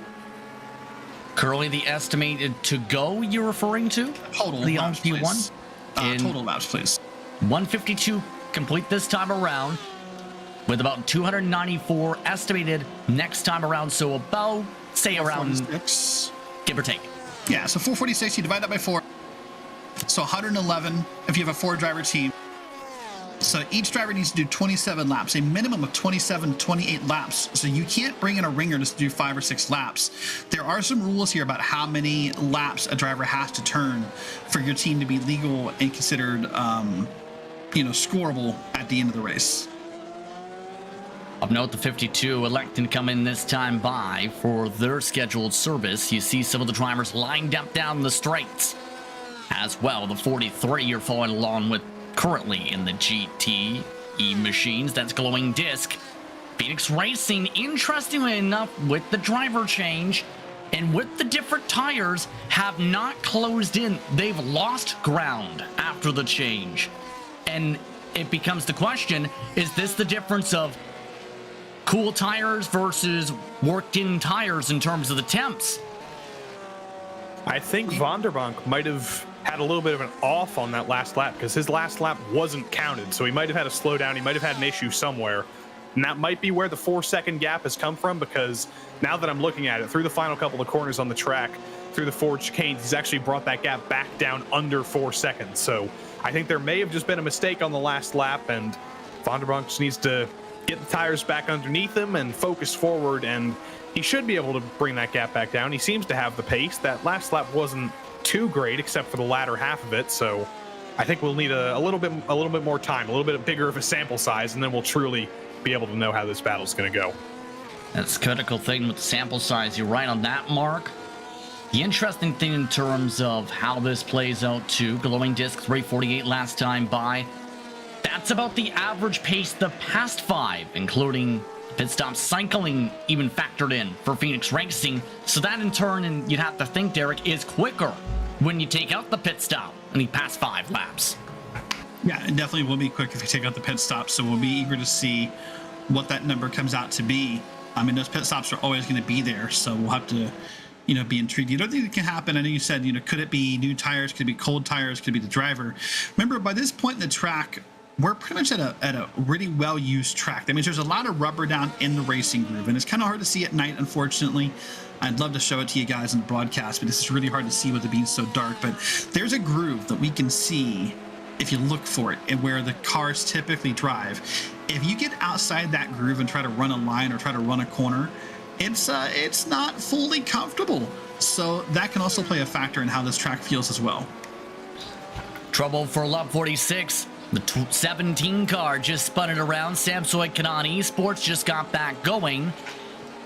No contact to spark the trouble. We stay rolling on forward. No other drivers colliding with Lubov as well as we're onto the side slide. And here's the tough thing. The section she was stopped at right at the very exit of the apex for the corner exit, right where there's no lights, nearly spun it again. And that's a super tough part of the track because there is that giant sausage curb on the inside. And with a car like this, where it's just like a flat floor and there's so little suspension, you get the car up into the air and it's so hard to save a spin. And that's unfortunately what caught her out there. The same thing that happened to one of the other LMP2s a little bit earlier. It's so easy to do, but luckily, like I said, there is that gravel there. There's a little bit of asphalt runoff. And while it's treacherous when there's other cars coming broadside, it's still a safe place to spin if you can keep yourself out of the way. Can be at times, more so when it's the daytime, we'll say, absolutely. As you see the pit stops underway for those in the LP2, as the cycle continues in the wheel upon wheel of pit stops for Phoenix Racing Esport Green and Urkanar Racing amongst those in this time. Trouble down the back straight. Tiancheng Zhang and one of the LMP1s, Nico Schwiewitz, the 724, the Ryder Engineering Red. They were already in awful position because they're 15 laps down after a terrible opening lap, and that car is destroyed. It's still spinning. And that's one of the top 5 cars in the GTE class they got into with the traffic management. See if we can get a chance to look at it, because here's the thing, Derek. 724 coming towards that exit was 5 car lengths back, but might have hit a huge bump in the road. Literally, that spun them into their other car or on them. Yeah, they got into the High G SimRacing team, which we talked about earlier, being that team of the students, and I don't know what happened. Oh, there's the bump. There's the slam. That is such a weird reaction by that car. I'm not sure if... I don't know. Like, it could be a bump on the track, but that's a pretty violent move. I don't quite understand, honestly. I'm a little lost for words as to what happened. When, there's a bump there. The unfortunate victims is the High G SimRacing Zauber team, who really was just there. They did the right thing. They held their line. Caution! There's our caution. Oh, there my goodness. The 724 kept crashing 4 different times after the GSRC replay, including a full flip in the air just again. Caution is out for the first time in this grouping for this split. And the 724 trying to get it back going despite massive damage. That is a driver and a car who lost 2 different situations of laps and groupings of laps. Driver losing connection 10 minutes in, and then a big wreck which they did an actual repair. Now they have a lot of repairs to the chassis as they nearly spin it again. That is impossible. I don't know why Nico Schwiewitz isn't towing, but they're so far down already. What do you have to lose? But now that the caution's out, now you're less incentivized to tow, unfortunately, because the tow is longer. And now you're thinking, not rightfully, but now you're thinking to yourself, oh, if I just get back around here, I can save myself. Yeah, but he's screwing over the drivers behind him now, because all those guys have to come around. They want to get to the pits, and they have to deal with a floundering crab. I agree. So real quick, I want to talk about 2 things as the caution's coming out. First off, that High G team, who the victim of that wreck, they benefited greatly from that caution, because now they get to make those repairs under yellow and save themselves lots of track position. Other thing to talk about, guys, the Cube Racing 810 team, they're on their 11th lap of this stint, and they are not pitting. Pits are not open. This could be really tight on if they're able to get back around in time to put gas in their car. Oh, they're wrecking in front of the field. Major checkups. And this is the trouble that can happen here. If you have a car like this wrecked and trying to maintain speed, they have to stay behind him to avoid penalty as Olympus gets wrecked from it. That is third in the LMP1 class, running straight into it as they flip across the track. They need to tow or they need to be disqualified. Unfortunately, with no live admins, you can't really kick that car off the track, but that car is not drivable. I have no doubt that Nico Schwiebitz is a fine driver, but that is a weapon of a vehicle, and I don't think it should be driven anymore. I think it's time to tow, but that's I guess irresponsible at this point, honestly. He's committed for so long that there's only so many corners left, but this is going to be the most difficult part of the track because it's not straight, and there he goes again. I feel bad for him almost because this is embarrassing, but his team needs to tell him just tow at this point, and I think he is. No, he's not. He's still going. The hard part now too is that the sim wants him lined up somewhere. There, finally tows. Thank goodness. The sim wants him lined up somewhere in this caution line, and other cars would not have been able to pit if he hadn't either gotten in line correctly or towed. But now I'm curious, guys. We have teams out at the very end of their stalls here. Who's going to be able to make it around and get back to get gas in this car? Yeah, that's a long line of pacing. Black flag for the 25. They pit with the pit lane closed. Chronos SC trying to come in before they could come in to pit officially. Yeah, that was in the rulebook for the Majors 24. You can do an emergency stop if you need to, but you will eat the black flag. They will not waive that. It's not up for discussion. They were at 10 laps, so they had to come in. Blue Chew taking the black flag as well, which will cost them track position turn 2 potentially, depending on how the sim handles that. No confirmation yet, though, on the Blue Chew side for the 42 on their entry quite yet. Still see, though, the Cube lining up. And now it gets really interesting. Cube Racing, their lead, it's gone. Remember, they had a gap of more than 30 seconds before this. And look back to the number 69 LMP2 car. Adrian Garicka, they've done 10 laps of fuel in that car, and he's going so slow because he needs fuel to get around here, and that's going to be very frustrating for Matt Loveridge in the Olympus Esports car and everybody behind him. They really want to catch up with the pack, but they're doing it very, very slowly because Garicka has to be going that slowly or else he's going to run out. Now, beneficiaries of this caution, if we can do that real quick before we come around to pit stops, the 690, the IPW gold car, my guess is they're going to wave around because they just pitted right before the caution. They should not need to pit again. Also, I'm trying to take a look here. The 23, the Rukinor car pitted last lap. They should not need to pit again. So there'd be a few beneficiaries here. This will shake up this field quite differently than what we're used to, I think. So caution out for the first time here as these drivers continue to sort themselves out. Like to give a shout out to the charity in support for the Majors 24 this year, Sunflower of Peace. And this word coming in moments ago from Mike Ouellette. So far, their incredible donation to the charity total more than $1,400, $1,431 US to the Sunflower Peace Foundation. Major Series, always known for their charitable acts to various charities. Joey? Yeah, it's always good to do these races for a good cause. And I'm looking back again at Garicka. The gap is still quite large. Oh, no, he actually has caught him. There it is. So he went very slow, but I guess it was timed very well because they have caught up to the back of the pack. Everybody is squashed up here. But unfortunately, due to the time the caution came out, it would appear that the Netrex Grand Prix Blue team, Maciej Milnek behind the wheel, they're going to be a lap ahead of Garicka Motorsport on track here. And also Netrex Grand Prix Blue, because they're a lap ahead, they have to do extra work to catch the pace car. So this is just, it's a very bizarre situation, and that's what can happen when cautions come out of at a massive track like this. There's cars all over the place. There's cars on who knows what different laps. Hopefully everything's sorted out by the time they're able to come in here, and hopefully nobody runs out of fuel. They've only got a few more corners to go. Yeah, so something to note, we saw the car that was having problems and drivers upset.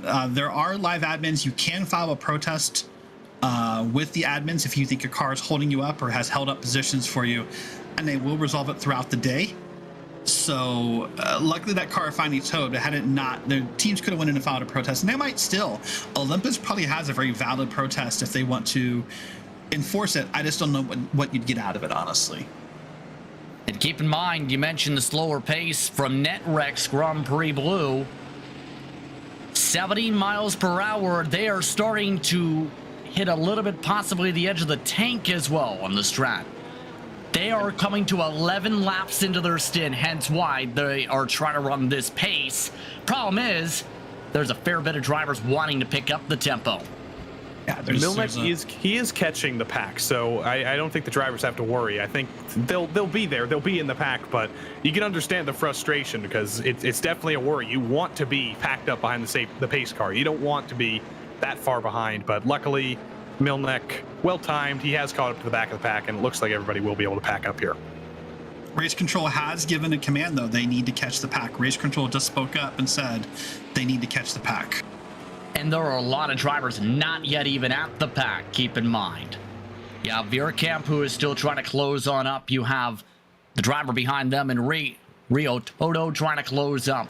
And several others before they can even come to the pit lane into themselves. And keep in mind, a lot of intensity may flare up as a result of the cautions. Still no word of a protest filing through the official sheets quite yet.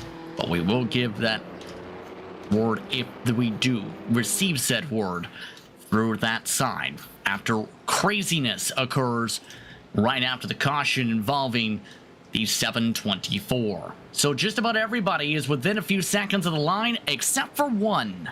It's Rocket Sim Sport and Luca Burke. They also pit this caution.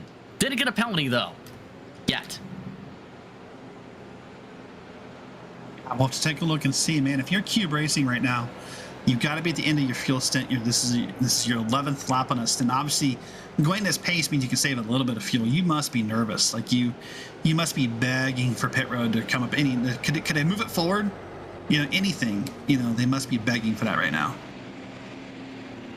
Several drivers saying we need fuel, and looks like an end of longest line penalty in all this going to Samsoid Kadan Esports. Our customers amongst the other drivers in organizations reporting that, in fact, it's for the same team, I should say. But it is the fuel part of it being very valid. Expect a lot of possible drivers coming on in. And keep in mind, some may get the penalty on the restart here based on how this fares out from the sim of a stop and go. Yeah, we'll have to wait and see. I mean, Race Control made it very clear in the rulebook that they would not waive penalties if you have to come in for emergency stops. So, they can always make a decision. That's the purpose of Race Control. But that's the precedent they've set here. It's finding the field now is up to pit road entrance. And it looks like the Pied Piper for the pack for pit stops will be Cube Racing. Majority of the pack electing to take the stop here. Rocket Sim Sport in the LMP2 with their 747 amongst those staying out here as pit stops off and away under caution after about 10-15 minutes to gather themselves up, and they get a nice blaring horn to welcome to the pit lane. And Jake Carey in the IPM Gold number 690 LMP1, they were a lap down, that team, and now as everybody pits, they're going to get their lap back, and hopefully they'll get waved around the pace car here, and they will be well and truly back on the lead lap. But this is critical now. Do you do your driver change here? Do you waste 23 seconds? Or, yes, apparently, Cube Racing, they're putting Romac Kluranek in the car. So an extra 23 seconds, they're going to lose track position doing that. But with everybody packed up, I guess this is the perfect time to do it. Vast majority of the field electing to take driver swaps and pit stops in this sequence. Solo 25 with the black flag to serve for the restart. Rest of the pack starting to make its way on forward in what has turned into a crazy period here for this one. This is the Majors 24. Watching along for Sport 1. First caution of this split. We'll be back right after this as pacing continues from the French countryside.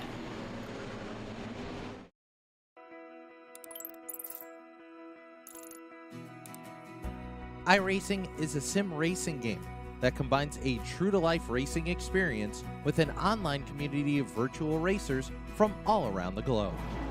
iRacing offers a multitude of officially licensed cars and tracks, laser scanned with millimeter accuracy. Their car models and mechanical systems are based on real-world physics engineered in cooperation with manufacturers and race teams. Their skill license system ranges from rookie to pro, ensuring members are always pitted against those with similar skill sets. Members are able to sign up for a weekly race series, compete in time trials, host a private race with friends, and participate in racing leagues created and run by the community. With over 170,000 members, iRacing works in partnership with renowned motorsports organizations like NASCAR to deliver virtual races based on the real-life NASCAR Cup Series, as well as many other series on the NASCAR ladder. iRacing also features team racing, providing a variety of options for members to create and manage their own teams. Race with friends or real-world teammates in full-length endurance events like the 24 Hours of Daytona, Spa 24, or the Bathurst 12 Hour. Additional partners include IMSA, World of Outlaws, Supercars, and IndyCar, allowing members to race in their very own Indianapolis 500, Bathurst 1000, Chili Bowl, and many more iconic events. This is iRacing, delivering the most authentic racing experience short of getting into a real race car. Sign up today at iRacing.com.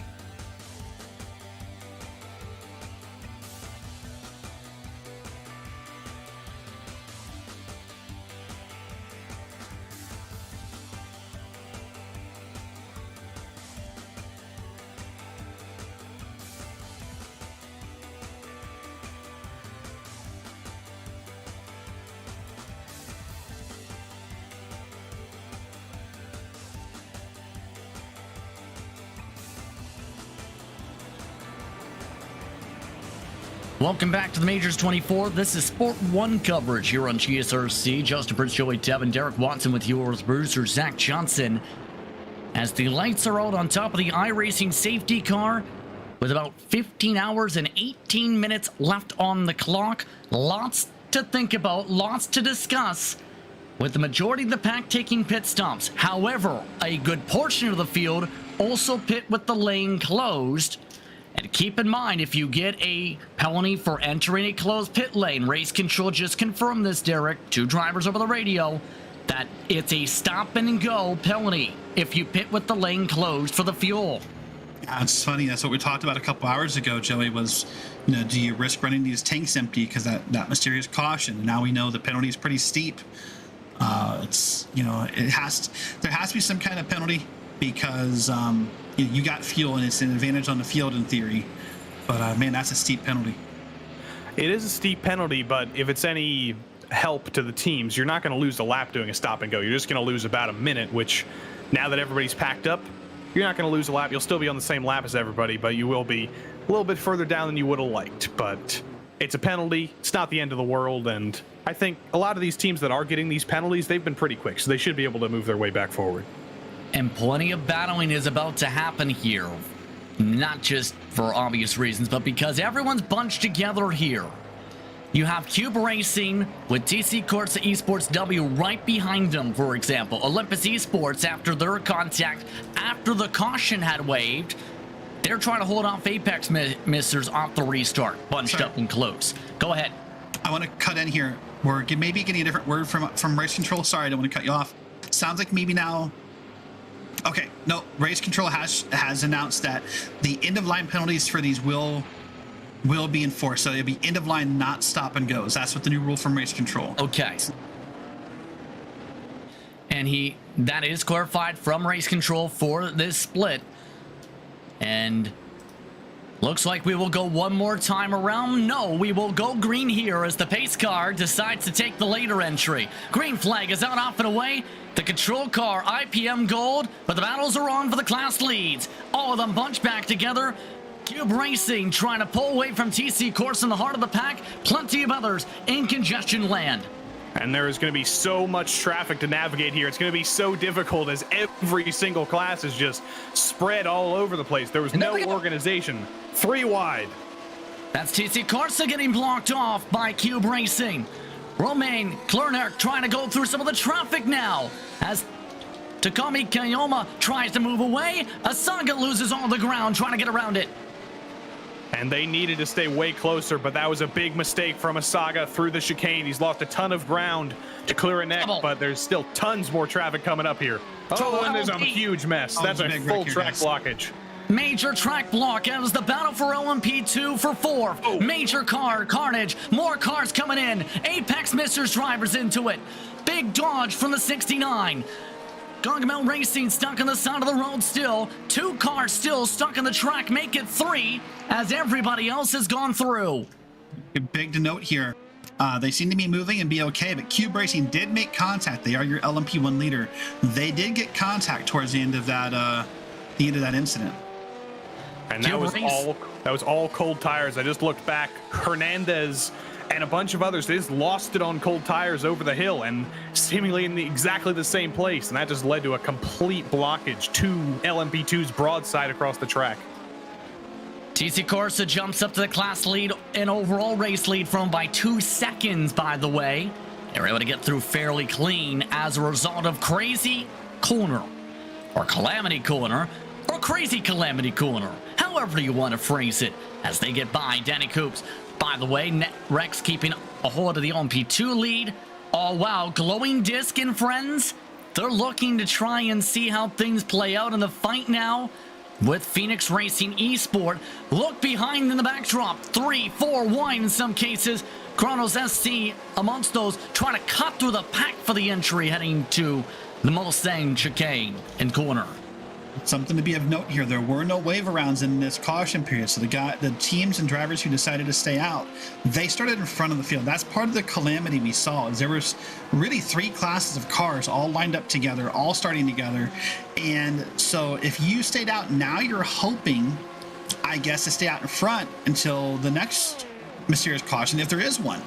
Like IPW Gold, they are technically back on the lead lap as far as LMP1s are concerned, but they're going to have to race really hard to stay on that lead lap until the next, the next caution happens, if there is one, or they're just going to find themselves a lap down again. That was this was an interesting situation, to say the least.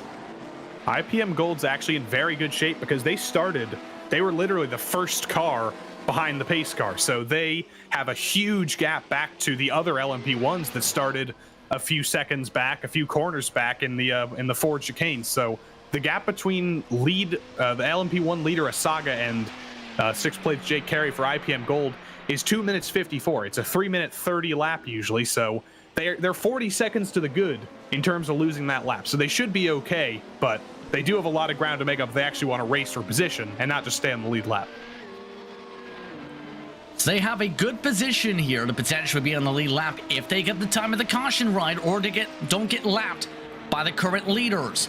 Plenty of craziness still coming up because GTE's race lead in particular, I think, is a hotbed, as well as this is being a hotbed. This amongst the battle for second LMP2. The battle for the class lead for GTE is having course cut penalties abound. Glowing Disc trying to hold on in that train. Vector by RSR is the buffer. No Limit SimRacing trying to get around. Several others catching up, including NetRex, as this is about to become a massive mess as Vector by RSR nearly gets hit by the 69.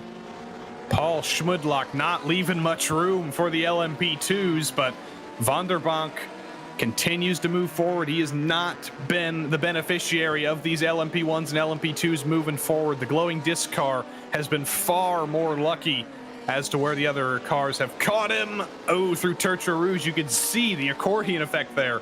The GTEs have to brake so much earlier than the LMP2s, and this is just craziness. Where's the hole? Where can the green LMP2 of Picanco and everybody else? They're just 3 wide, 4 wide down the back straight. Oriole Folk, it's insanity.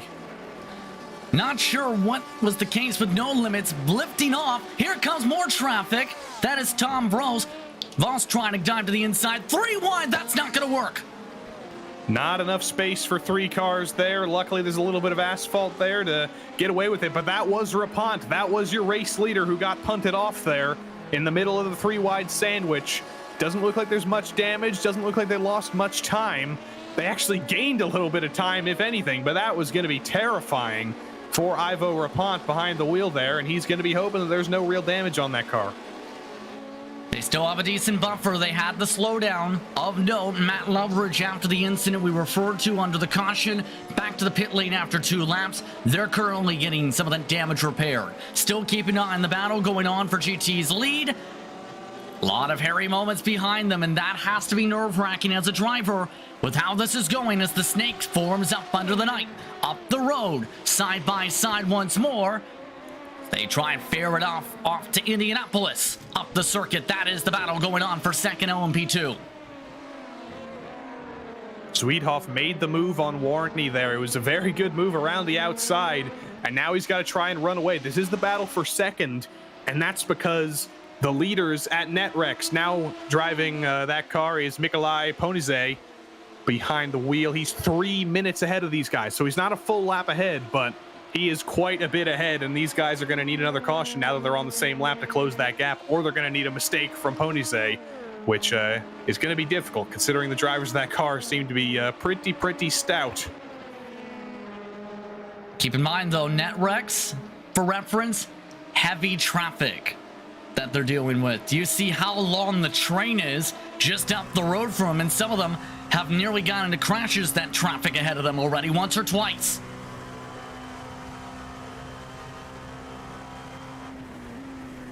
It's a calm period at this moment, Derek, in months this train after being extremely busy for the past minute or 10.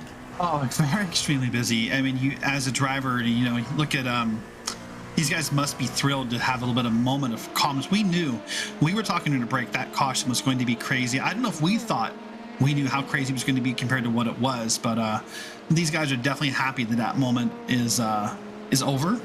And now you might be even not as excited for the cautions. You might go, oh man, not another one. I hope that was the only one. Because as a driver, there were some some big moves there that were made that some guys were not a fan of. That's the thing, though. We know this, Derek, in particular. We worked together in the past. For full disclosure, on a team. You were actually the team boss at that time. And some of the frustrations then for some of the drivers from that camp, and I think may pop up now still, is some drivers like to keep it calm, say, well, there's going to be time to make up spots. Others, they say, it's restart time. Let's go 17 wide as I make a pass on 25 cars. Yeah, and it's in my opinion, as a team manager and a strategist, you have to calm those guys down because, this is a 24-hour race and you're responsible for it's not your car, it's a team's car. You're responsible for your day and 2, 3, 4, 5 other people and their results, their finish, their, how much time and effort they've put in this. You have to calm those people down because, look at this, just being aggressive. Those 2 LMP2s that Joey mentioned, they weren't being aggressive. They just happened to have cold tires, but the aggression behind them of being just full force on the restart, caused a lot of calamity there that may not be repairable or could take you from a podium down to a 10th place in just a matter of seconds. Plenty of the traffic still trying to force things about. We're hearing the part of the issue with Olympus. They've just completed the repairs, Joey. They had to tow after the 2 laps, after the repairs, under the previous caution. Yeah, it was a very, very long time in pit lane. I'm not actually sure if they had to tow looking back, but they sat in pit lane for a very long time, and that's because in that calamity on the restart, they had huge side-to-side contact with the Cube Racing 810 car driven by Romain Klurenek, and Matt Loveridge just nowhere to go as that car flew across the track. So they were not the beneficiaries in that incident, and they are now the 6th car in LMP1, and they will likely be a full lap down. So that's not great for Olympus Esports, and it's also not great for Cube Racing because that car did sustain pretty heavy damage with that contact, and you can see as the gap increases with every single lap, with every single corner, Asaga is pulling away from Klurenek, and that did not appear to be the case before that damage came in. And here's how pure random luck of these events work in some ways. Remember, Asaga got loose, was it a corner, maybe 2 corners before that big wreck happened, and we're like, oh, Asaga's loose, and he's going to lose all that ground. And in fact, he sort of did the best thing he could in a weird way by being loose and slowing up in that corner. That probably kept him out of that incident. And he was a lot slower than the other drivers through the calamity, if I remember correctly. There were a couple LMP1s that just absolutely sent it. They just fired it through the gap, and they ended up running into each other. Matthew Loveridge, Klurenek clipped the grass and went driving across the track. It was calamity, but drivers like Asaga took it slow. They found their gap, they made it through, and it's really working for them. Look at that double-digit lead now. If we can start to move past the caution and calm it down a little bit, if I can ask our director, Zach Johnson, get back to the 231 car. This is the high G SimRacing car. These guys were the true beneficiary of that caution, guys. Remember, right before that timed random yellow came out, remember, they were in that instant. They were shoved up against a wall by that spinning car that got that violent turn. Here they are. Probably got a lot of, if not all the repairs fixed under yellow. And they're only a lap down to their class leader. They are the true beneficiaries of that yellow, in my opinion.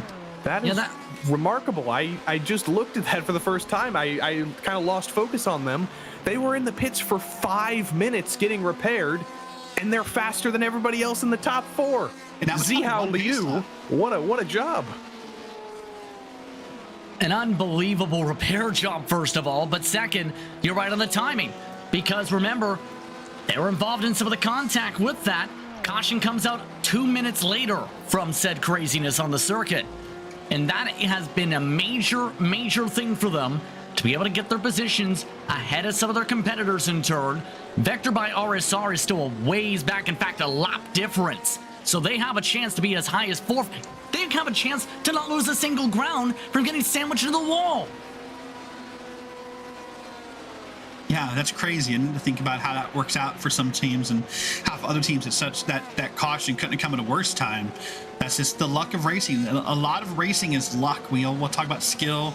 We talk about practice. We talk about preparation. We talk about strategies. Luck plays a factor. And I suspect that will be a theme across all 4 broadcast splits before our 24 hours are done. You say the luck in terms of how good things can happen as they get zipped on by an LMP. Keep in mind, the luck not so much in the hands of Cube Racing in the 810. We're talking, Joey, about how dominant they had been, up by 30 plus seconds. Then the massive one hits in front of them, they get contact, and now they're squealing at about 190, 200 miles an hour down the straightaways, 10 seconds back of the 55. If it's any consolation, their sister car, the 820 for Cube Racing, with Sebastien Ary behind the wheel, does not appear to be much faster either. It's 10 seconds between first and second, and 10 seconds between second and third, and then quite a bit of time back to fourth. So it's 3 different races here in the top 3, and what these 2 Cube Racing cars are hoping for, since they don't appear to have the pace to catch the TC Corsa car now that that's undamaged and they're both damaged, they just need to hope that something happens to that TC Corsa car, or they need to hope that a caution comes out again soon and they can get all that damage fixed. Yeah, I mean, that's very true. And, you know, we talked about it before. Look at IPM Gold. They're going to really make some moves here. They had turned a lap time faster than, or almost equal time to the other LMP1's last lap. So they're unfortunately at the front of the field, so to speak, and really trying to work their way back around. But and that's another view. But you're right, those Cube Racing teams, that's really bad news for them. And that TC Course team, we'll see if they can hold on this lead throughout the night. Plenty of battles to keep an eye on, by the way. LMP2. Remember Rocket Sim Sport? They were in the bottom part of the top 10 in parts of the race. Luckenberg with the caution, even though they were able to pit with the lane technically closed for some drivers, are in a battle for fourth with Blue Chew. And it really helped them that there was that calamity, because a lot of the cars ahead of them were the cars that spun on the restart. So just by virtue of that, by virtue of making it through the parking lot there, Rocket Sim Sport up into fourth, Blue Chew up into fifth. It's a very similar top 3 than it was before, but fourth and fifth, they've made up like 8 spots compared to before the caution. I was going to ask that question. Looking back on it, guys, now that we're 10 minutes, maybe 15 minutes removed from the restart, was an end of a line really a penalty? Apparently not, because you had that much extra time to, you know, park the car, look for a gap with the cars all over the road, and make your way through. So maybe it was a blessing in disguise. Oh, and a big bump from Blue Chew America's White as they go for the bump draft to more than 200 miles an hour. Now backing it down with the clutch is Lacey to give space for the braking zone. Lacey not holding back any punches here with that pace immediately. Not even a little tiny lift to soften the blow there. I don't know if I would be comfortable bump drafting now that we're in the dark, because look at it. If he does it again, as he gets to the back of the Rocket Sim Sports car, look at this. Lights go out. No more lights. So it's very interesting. You're basically bump drafting in complete darkness, and I don't know if I was Jordan Lacey, if I would feel comfortable shutting off the lights like that. Let's see if he can do it again while we ride on board. Not just that, but while we're riding on board, let's talk about too. We've seen some kind of gradual bump drafts coming down Mulsanne previously. Those were not gradual bumps, guys. Those were hard bumps compared to what we've seen before. Look at it again here. Oh no, he's gonna make the pass. Here it goes. Lacey to the inside. Burke backs it up. Burke gives him the space. Burke drops back to 5th position. Still a plus 10 for Rocket Sim Sport over the course of the past while or so in this run. How things can change. Speaking of changes, second has had a swap because SRC Movado had a massive slowdown, and they are massively slow at 150 miles an hour now.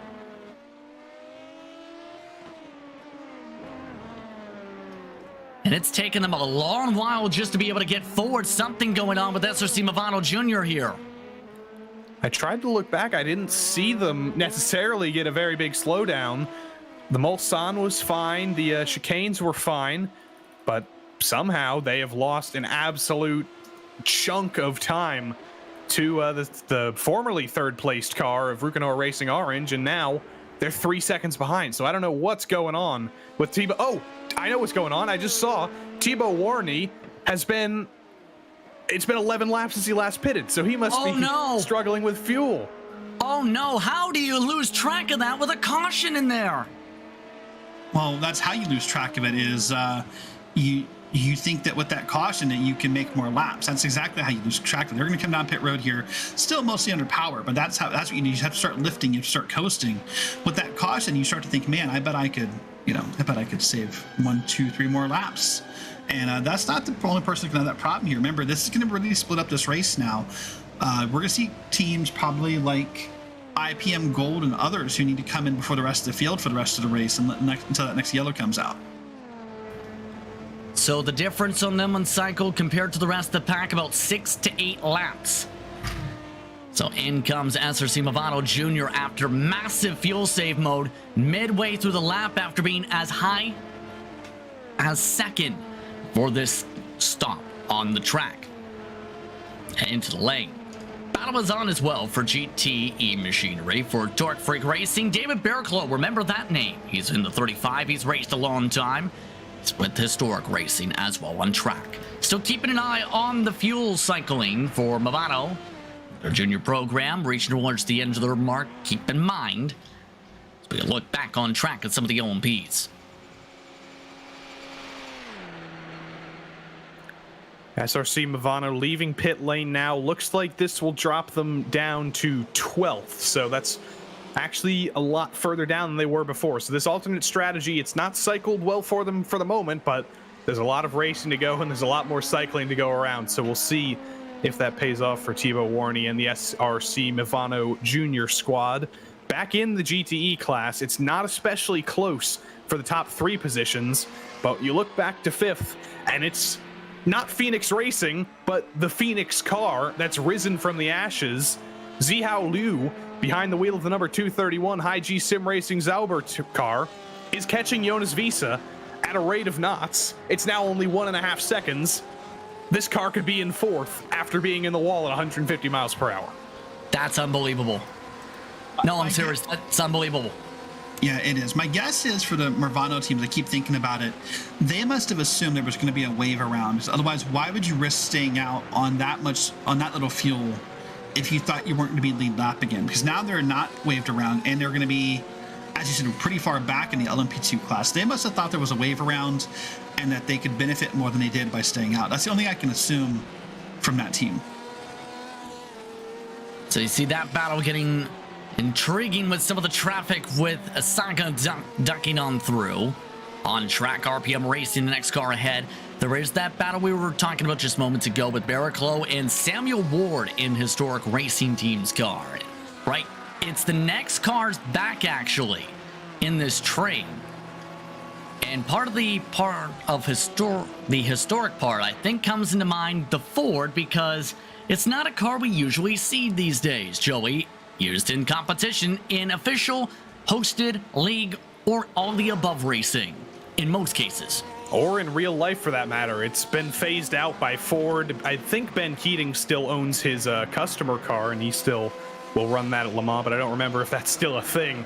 But yeah, this car, just like GTE as a whole, has been mostly phased out in the world. So we don't see these cars run often, except when they're brought out here on iRacing. So the Ford, some of the other cars, the Corvette GTE car, all these cars, it's always great to see them back. And Historic Racing Team, of course, there is lots of history with Ford at Le Mans, and they're not living up to the Ford GT's wins yet, but they got plenty of time, and Samuel L. Ward looks a lot more comfortable behind the wheel than the previous driver did.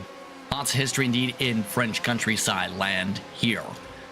And lots of shuffling too with the traffic they're having to keep an eye on. Here's the interesting, Barraclough's trying to pass on by a driver up the positioning order from. That's Danny Cervantes, who is about a lap or two ahead of them. And now they're battling with them. This is a 5-position difference on the pylon, mind you. And if anything, might be big for Historic Racing Team to close in, Derek. Yeah, we got an LMP1 on the left side there. This could be big for them to close in on. So you see them going side by side here down into Indianapolis here. And let's see what happens here. Something's got to give. Cervantes tries to give. Ward not able to get up there in time to go for the dive-in turn. Off to a dodge they go. Now a buffer car between them, albeit a higher up on the pylon in terms of laps car. Barraclough locks it up again, holds up Cervantes. Ward now with the draft help either way. Yeah, I mean, Cervantes is a talented driver. He knows what he's doing. He knows how to be patient. You know, we've mentioned before, Joey did. We've seen him all throughout the PRL leagues here on GSRC. He'll wait his turn, and he'll make it happen. But you're right, in a way, it's sort of crazy that, like, you know, what Danny's also thinking is, dude, you're laps down. Why are you fighting me this hard? That's a natural driver mentality right now. Joey, I'm sure you've had those thoughts before. Yeah, and it depends sometimes on who has the pace, because right now it appears that Barraclough and Ward are a little bit faster than Danny are, so if he just maybe lets them run away, he's already 12 seconds behind second place, so there's no real reason to fight them. So if they're getting aggressive, if they really want to make the move, frankly, just let him and ride behind him, and that'll probably be the best thing to do. Is look at this, he's in the gravel, and he probably is just going to let Ward go by here to the inside. I don't think they'll go side by side up the hill here. He'll probably just stay in tow, I think. Blinks the lights as maybe thank you, but he wasn't in sight of the headlights. Danny Cervantes was. They did make a position up. You've seen the pit stop. That was Indy Motorsport. They've made a driver change, so this is now for 7th. Only one other car is on their cycle. That is Vector by RSR in terms of laps. They have to pit in the near future. Already 12 laps in to Thurston in the 66.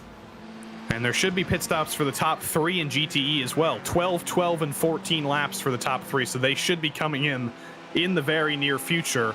And this is going to be critical, as there's a 10-second gap between first and second, a 13-second gap between second and third.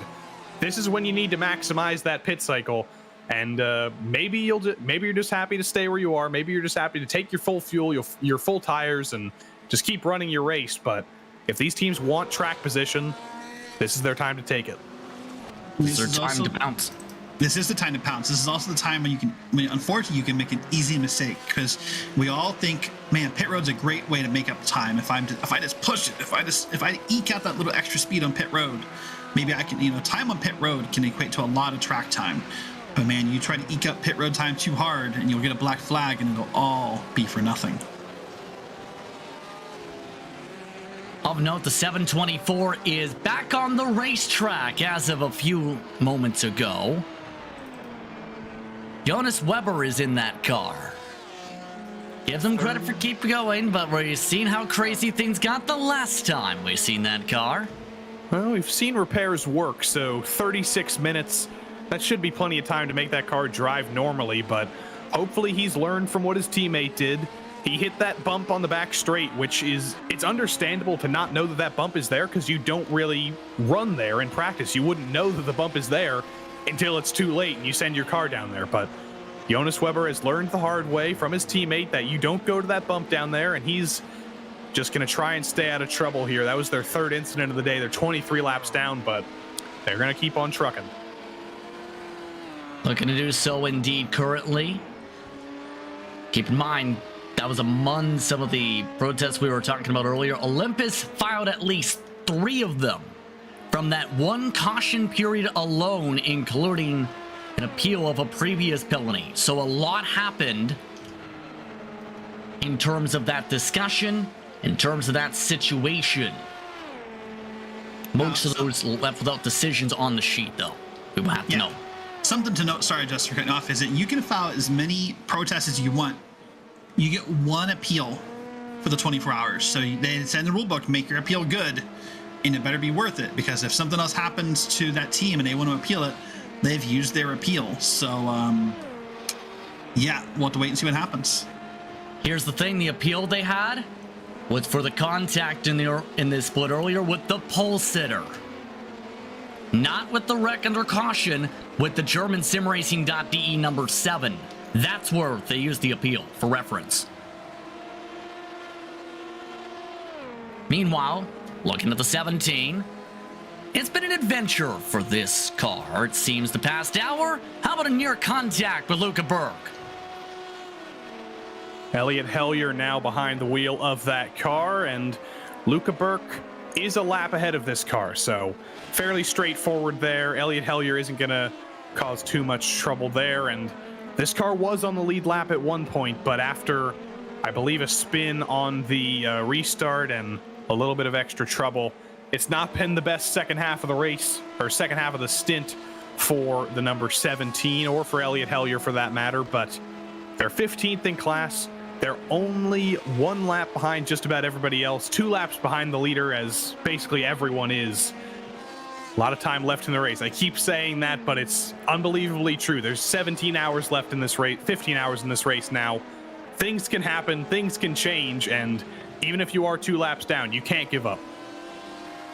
Funnily enough, you mentioned that point. Remember the Weeb Giga Chat racing car that had technical issues? The caution was a major boondoggle for them. They are battling at the bottom of the field, but one driver is in the grass. It's Indy Autosport Red. They just made the driver change a few minutes ago. Kevin Kittleman just got super loose on the entry to the Porsche curves. Did he hit the wall? He didn't hit the wall, which is pretty remarkable. If we can see a replay of that, that'll be incredible. But Kittleman just on those colder tires. He's only been on the track for a little bit. It's a night stint. This is his first time in the car, and here we go. Kittleman's the white Porsche here through the kink. It's a very fast kink. It's a tough kink, and there's the wiggle, and just can't recover it. It was either try and go that way all the way nearly to the tires, or you corrected to the right, Derek, and guess what? There was a prototype there. Yeah, that's the hard part about saving Rex is it's two bad choices, to be honest with you. Like, go to left, you hit someone; go to right, you hit someone; or go to left, you hit a wall. Those are hard choices to make, man, and it's so split second, and that's the hard part of racing. We all get mad when a car hits us because we're like, what are you doing? You know, what were you thinking? Why did you do that? But when you're on the flip side of that decision, it's easy to understand how that stuff happens sometimes. A lot can happen, as we've seen and discussed throughout the night. Pit stops underway for LMP2s as well as some of the LMP1s. IPM Gold completing their service took a 22-second stop just now.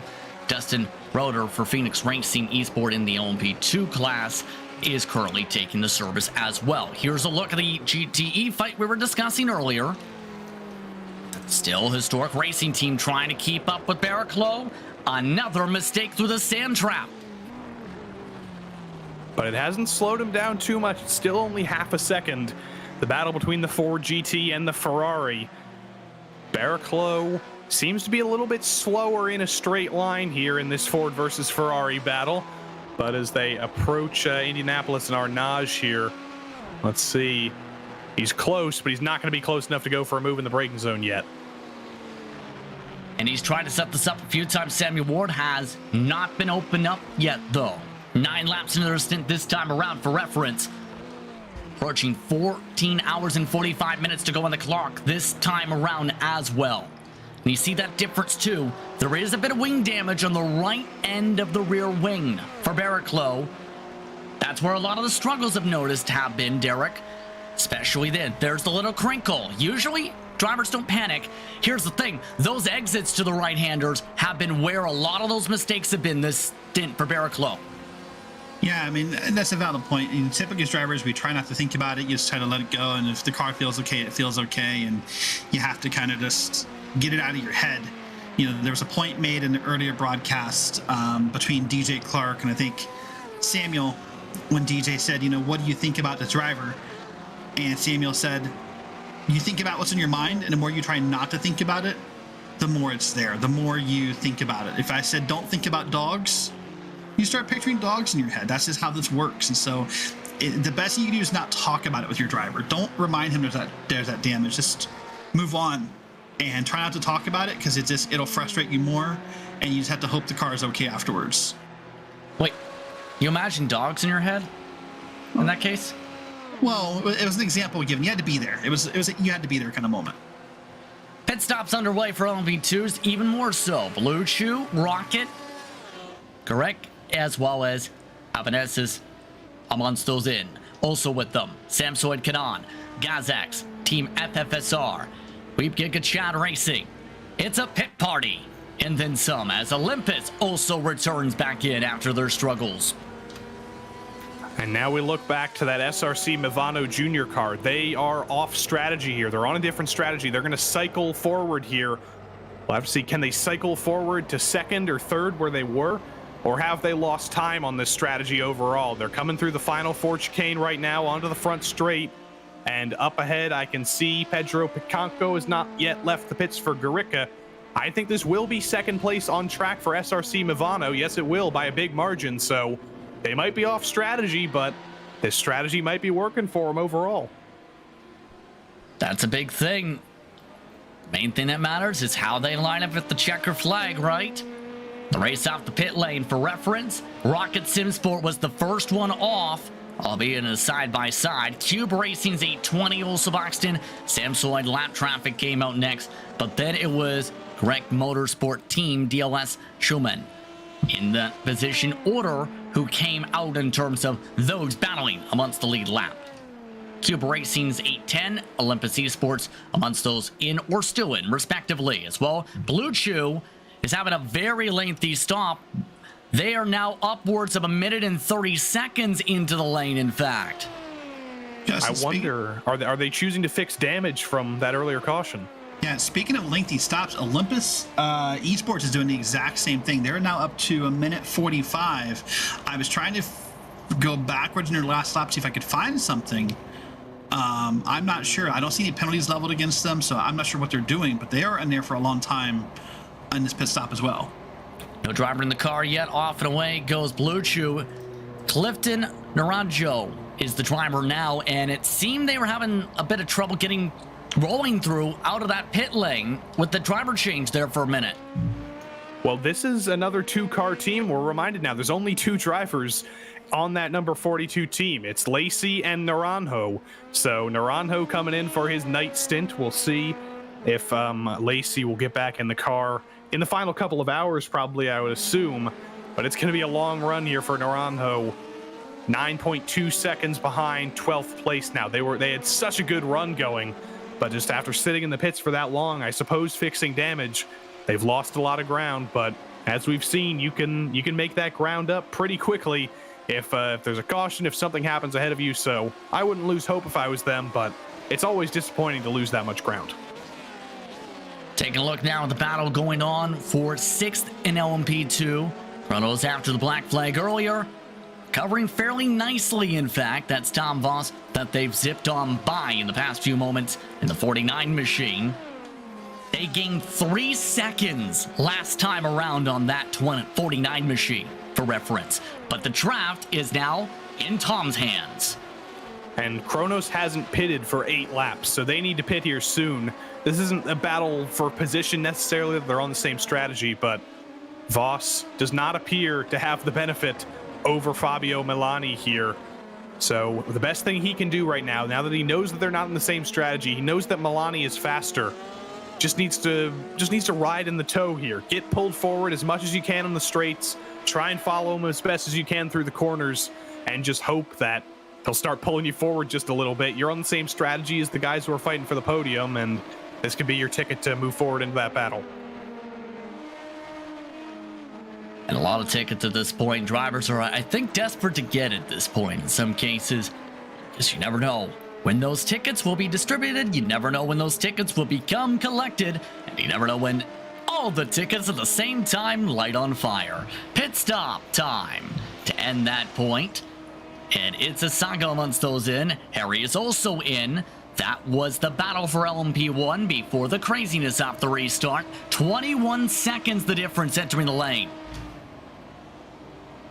And this is how IPM Gold gets their lap back. As T Corsa, the leader, pits, you'll see IPM Gold, yeah, they're way past. They're back on the lead lap already, so that's what they needed.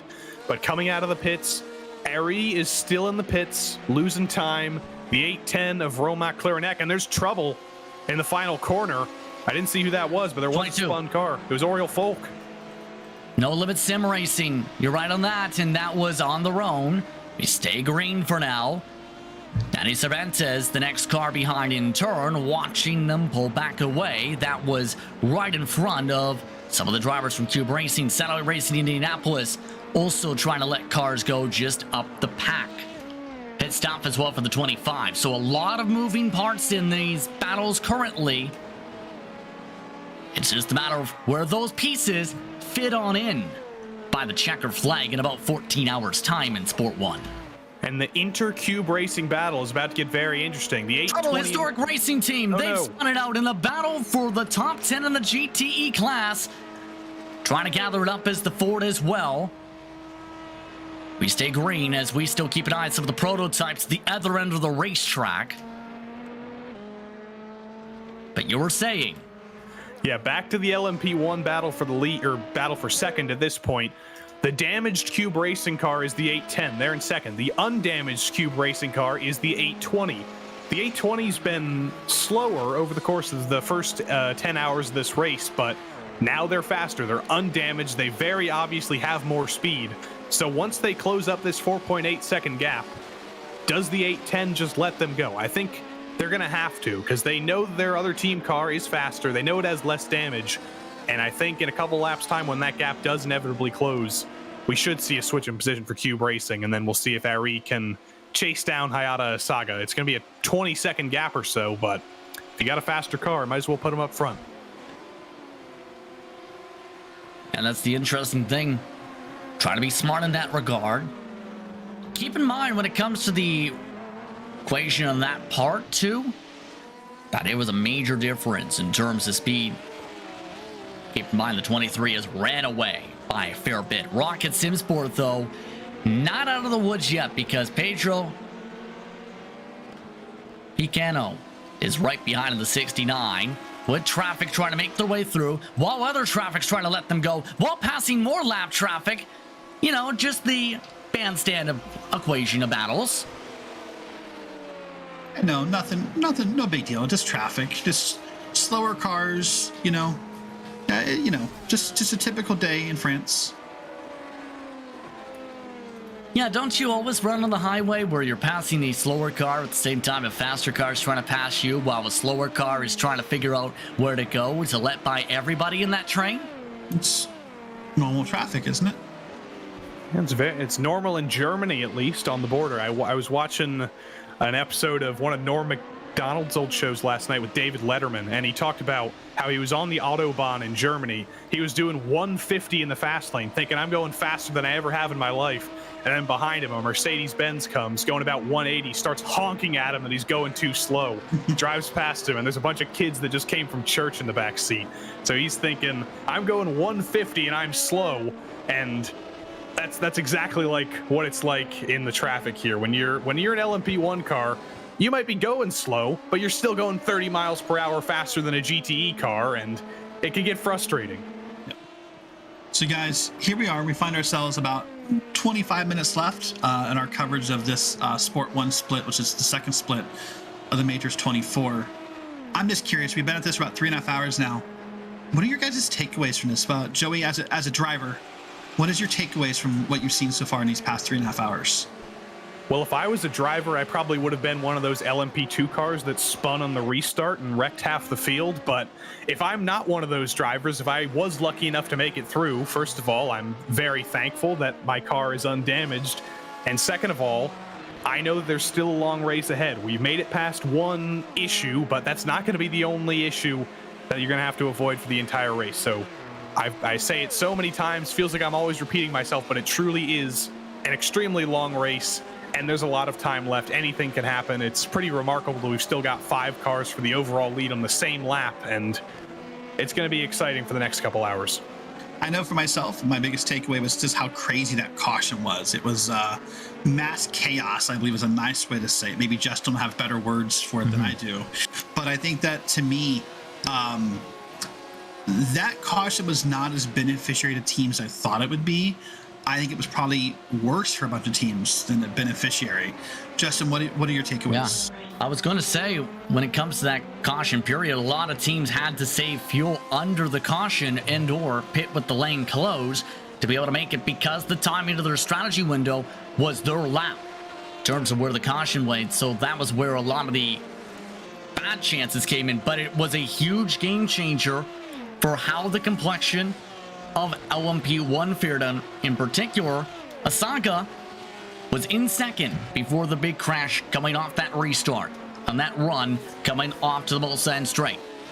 Cube Racing, as a result, 17 seconds back still. Their 820 car is nearly back to them, for reference sake.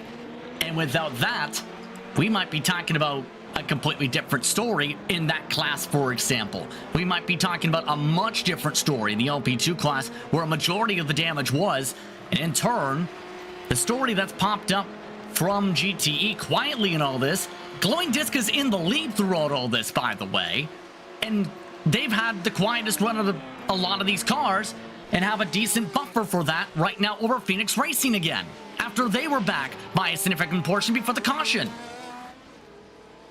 And they've actually done a driver change. Talk about flying under the radar. Jürgen Frank has gotten behind the wheel of that car, so he's going to be leading Jan Lucas van der Bank and Danny Cervantes. That's your top three in GTE. It's very separated, but there's different drivers in each car. It's going to be very worrying for some of those drivers. If they have ATVO open, Jürgen Frank has 8,100 iRating. The two behind him have 3,205 and 2,527. So while iRating isn't necessarily the best descriptor of how good a driver is, you could be a better driver than someone with 8,000 iRating if you only have 2,500, but it's still pretty scary when you see 8,100 next to a driver's name and they're ahead of you and you have to catch them. I mean, when it comes to Frank, to give the benefit of the doubt side on that, he is one of their top drivers for when he's with his organization for the special events in the official races, which is a huge thing. Not just the iRating thing, Derek. No, you're right. That's exactly correct. You know, something to talk about, coming back to that manager point of view that I like to share. There's what I call necessary and unnecessary information. And it's not that that info isn't needed, but you know who doesn't need to know that info? The driver. I know that info, and my spotter may know that info. But if I see that come up in the, hey, you come up on 8,000K or 8K iRating, nah, I don't need to share that. There's things that your driver doesn't need to know. You need to keep them focused and keep them calm. You know, it's okay to tell them the gap that they're closing or the gap that, that it's forming ahead of them. It's okay to say, hey, a guy with a slower pace is coming up behind us or ahead of us. There's certain things you don't need to share with your driver. And I think that's an important factor, is that you can actually overload a driver with too much data, and they get worried, they start to push harder, they start to freak out. And next thing you know, unfortunately, that all that pushing leads into a spun car, and you've lost all that momentum. And so much can in turn disrupt things, as you talked about, absolutely. And and let's talk for a second, I guess, while we have a moment here. I mean, Joey kind of hinted if drivers have ATVO open, or if they have Race Labs or any other, software open that's giving them info. As a team manager, I use the word coach, not the best word. I encourage people, have as less info available to you as possible. You don't need all that. The only thing you really need is to know what's in front of you, what's behind you, what you can see. The rest of it we can feed to you. Don't overload yourself. Don't get distracted. You can make a situation worse with too much data.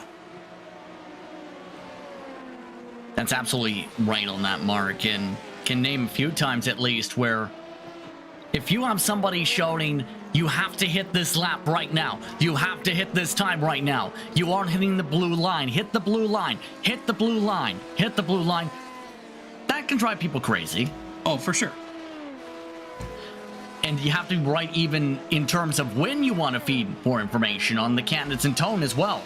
Because if you use the wrong tone, or say, hey there, just so you know, you are 5 seconds off the pace, that kind of throws you off.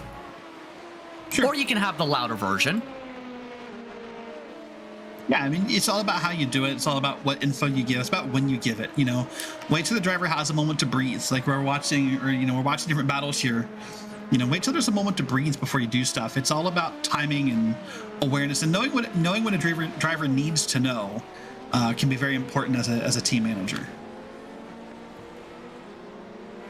The battle for second in LMP1's heating up in traffic here. It's down below 2 seconds. The Cube Racing cars, they're going to meet in the middle here very soon. And there is that traffic you're talking about as Romain gets to the inside of Richard Hunter for simrigs.com in the DPR 62. So it's a bit of backing for Phoenix, but plenty of watches to try and make sure to keep an eye on. Sebastian Harry is closing. Cleaner car, 24 seconds closed in the span of about 2 hours. And I have to believe that there won't be much trouble once he does catch his teammate here. There should, if they're smart, there will be a bit of team orders, and they will let the faster car through here. But he's got to catch him first through these chicanes. That car does not appear to be faster. That driver does not appear to be faster than the 810. So on the straights, that's where the damage really hurts you. That's where the damage is really hurting the number 810 car for Cube Racing. But in the corners, Romac Klurenek is still holding up, and that's going to be a little bit frustrating for Ari because he wants to make the move, but he's got to wait a couple more laps and a couple more straights, it looks like. And that'll be the tough thing in terms of how the teammates play with each other, because Derek, as a team manager, what's kind of the... Hold on. We have a slow car, and this car is all over the track. Oh, it's a wall. All over the circuit. What's going on as they pull to the stop? That is a meatball flag. That is Precision Racing Esports and Danny Cervantes. What happened to them? I'd love to take a look here and see, because that's Danny's a good driver, so I'm surprised to see that happen to him. He got hit. He got hit by a prototype in the Porsche curves. Let's take a look at the GSRC replay machine and watch it here. Simone Spraccia in the Kronos SC car. That's who's behind, and it was a little bit of net code, which is unfortunate, but Simone kind of stuck his nose in there. That's a really tough place to do that, and Danny Cervantes did absolutely nothing wrong there, and that's going to be very, very disappointing for them. They were en route for a podium. They were third. And it's not over yet, because there was another car right before that transition. Midsummer Endurance, dodging them, hit the wall, and also got a mandatory meatball flag of repairs to do. So 2 cars out in the sequence of about 15 seconds. Oh yeah, Danny was just had it spun back around when the Midsummer team came around, and theirs is not as bad. They mostly hit the side of the car, so hopefully theirs won't be as bad of damage.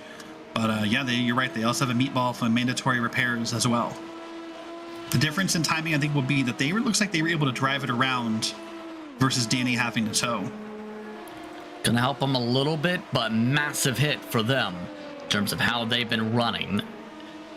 Right as the pit window was projected open for some of the drivers too. Watching along now, the battle going on for 23rd overall. This is 16th in the LMP2s. Gazx by FBP Racing. We've mentioned them a couple times today, trying to battle it out with Team FFSR. Right now, back by about 1 second. Trying to reel them in with the draft a little bit deeper and a little bit more confident in the brakes is Evan Deitzold, currently in the 9. Unfortunately, through the final corner, not a great exit for Deitzold as he's trying to catch Robin Vercioletto in the number 8 for Team FFSR. They've had a troubled race, Team FFSR. There's so many letters in that acronym. That's hard to say in order. FFSR. They had some trouble in the pit lane a little bit earlier, so they've fallen down the order, but they've got a battle on their hands here. It may only be for 16th, but they can still move their way forward. As we've seen, there's been a lot of switching in the field. SRC Mivano, they were back here earlier, and they're currently running second overall in LMP2. So fortunes can change, but they got to focus forward. Robin Vercioletto, and in terms of the driver, and Derek, if you're managing this team, if you're on the back foot here, how do you start thinking about moving your way forward? Oh, man, it's hard to do. You got to start thinking about just being patient, just reminding you, you said a bunch of times, and you're so right, and I smile every time you say it, there's a lot of time left. There's still 14 hours, 25 minutes basically on the dot at this time. So much can happen. More yellows can happen. Unfortunately, wrecks can happen in front of you that you can get spots on. When you're this far back, the only thing you can do is run your race. You race the track, not the cars, and hope it comes around to you. Because, unfortunately, part of these races are incidents and wrecks and damaged cars. And, if we were to take a look at the final results of this race 15 hours from now, the cars up front right now may not even be in the top 5 when we look at the final results of the split. Seen it a few times at least over the years where drivers have looked very solid from the get-go, and then you come back after, say, taking a nap for a few hours, you wonder, what happened?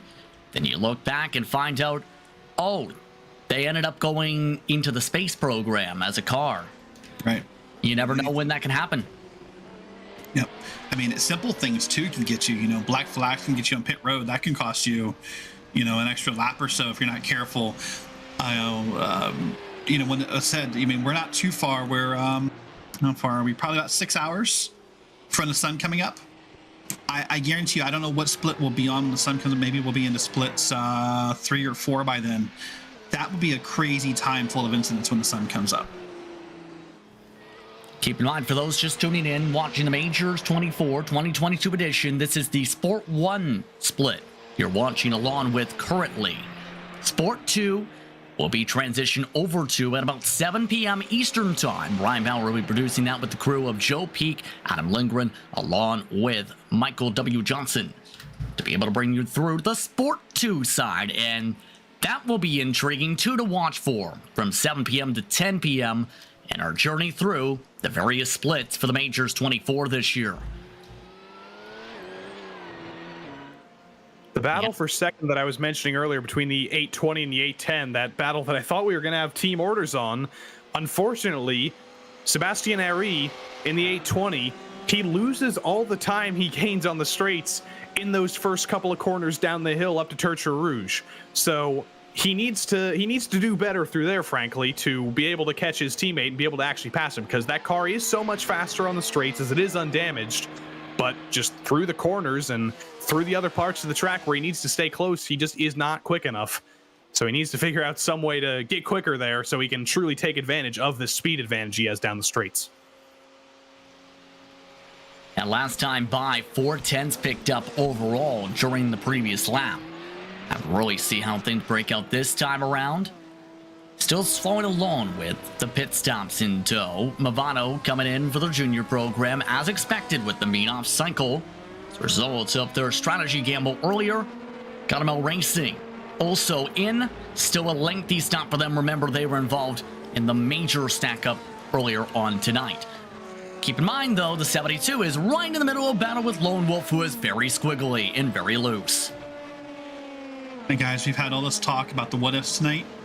The one team who definitely does not want to see any more what ifs, the 55. That leading LMP1 car, they have gained a lead here of 25 seconds after the damage to the cube cars. The last thing they want to see is another random yellow. And again, they don't know when the cautions will come out.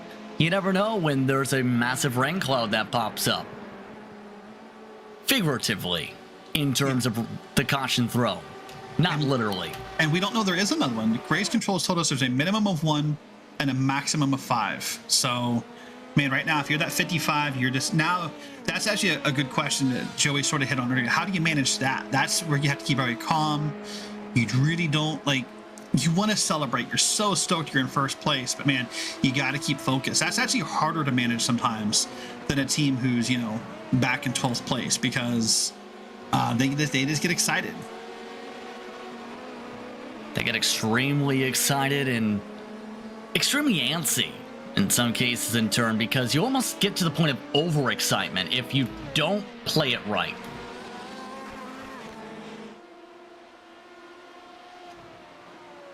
Still keep an eye on this battle we've been referring to that's starting to try and break itself and settle it on out.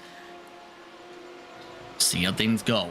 By the way, remember the car that we mentioned in High G earlier? Guess what? They're looking for third. Guess what? They're on the bumper for third on the 90 in GTE. Move towards there in a moment, because guess what?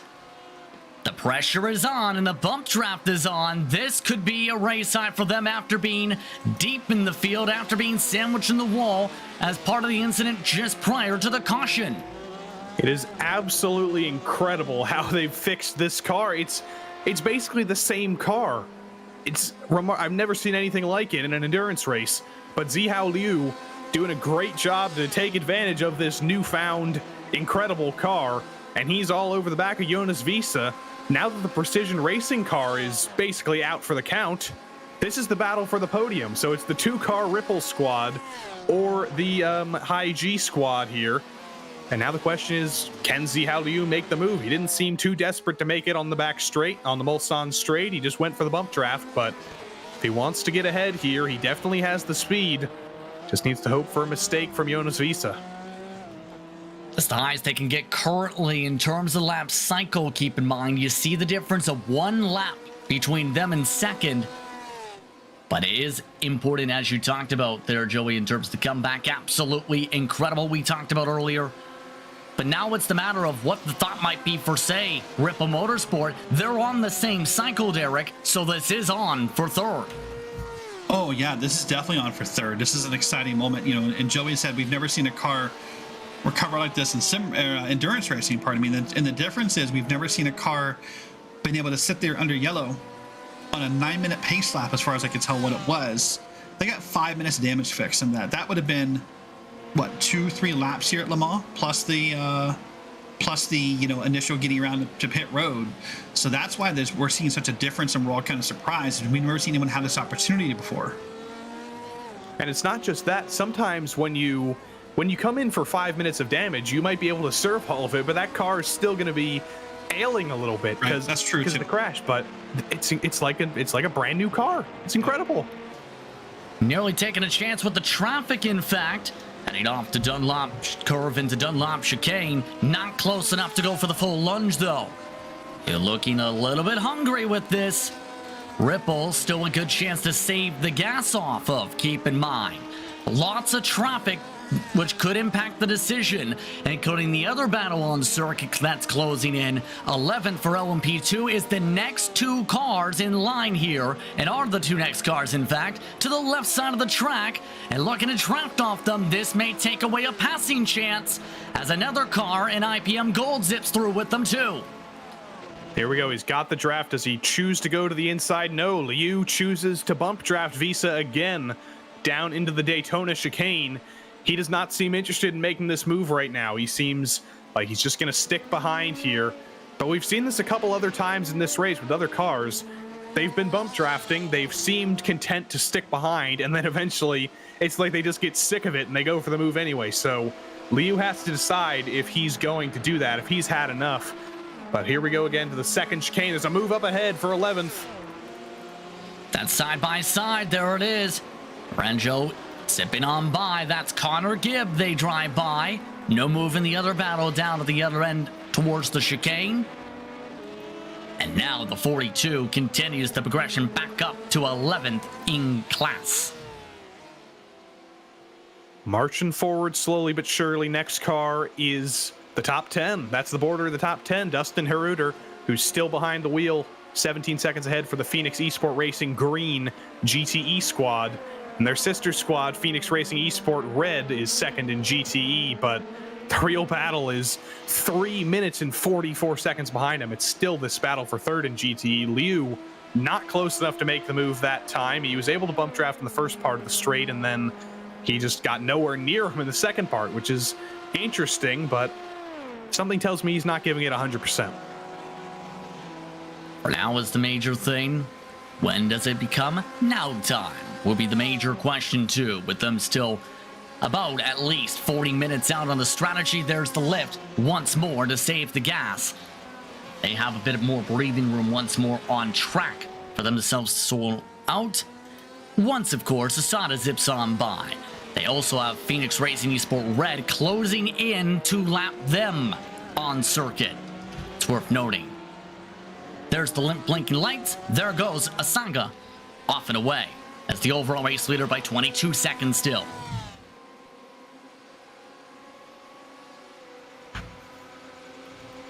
Yeah, and the major thing here with all this, we've mentioned the differences on the strats. We've mentioned the differences in terms of how the approaches are. We've talked about what some of the major storylines are. What do you think will be the major things to watch for, Joey, for the next 14 hours if you're keeping an eye on Sport 1, first of all? Well, of course, it's going to be the battle for the lead. Hayata Saga and TC Corsa Esports, the W squad, they seem to be in the best shape here. They've got no damage. They've got a huge lead. But with 14 hours left, can they hold that is the question. And then in LMP2, similarly, there's another car, the Netrex car, that has almost a full lap lead over second. And then in GTE, slow down. Oh dear, slowdowns, and that's going to be third place for High G. There's the other part of the equation, possibly. Mistakes coming in bunches for some.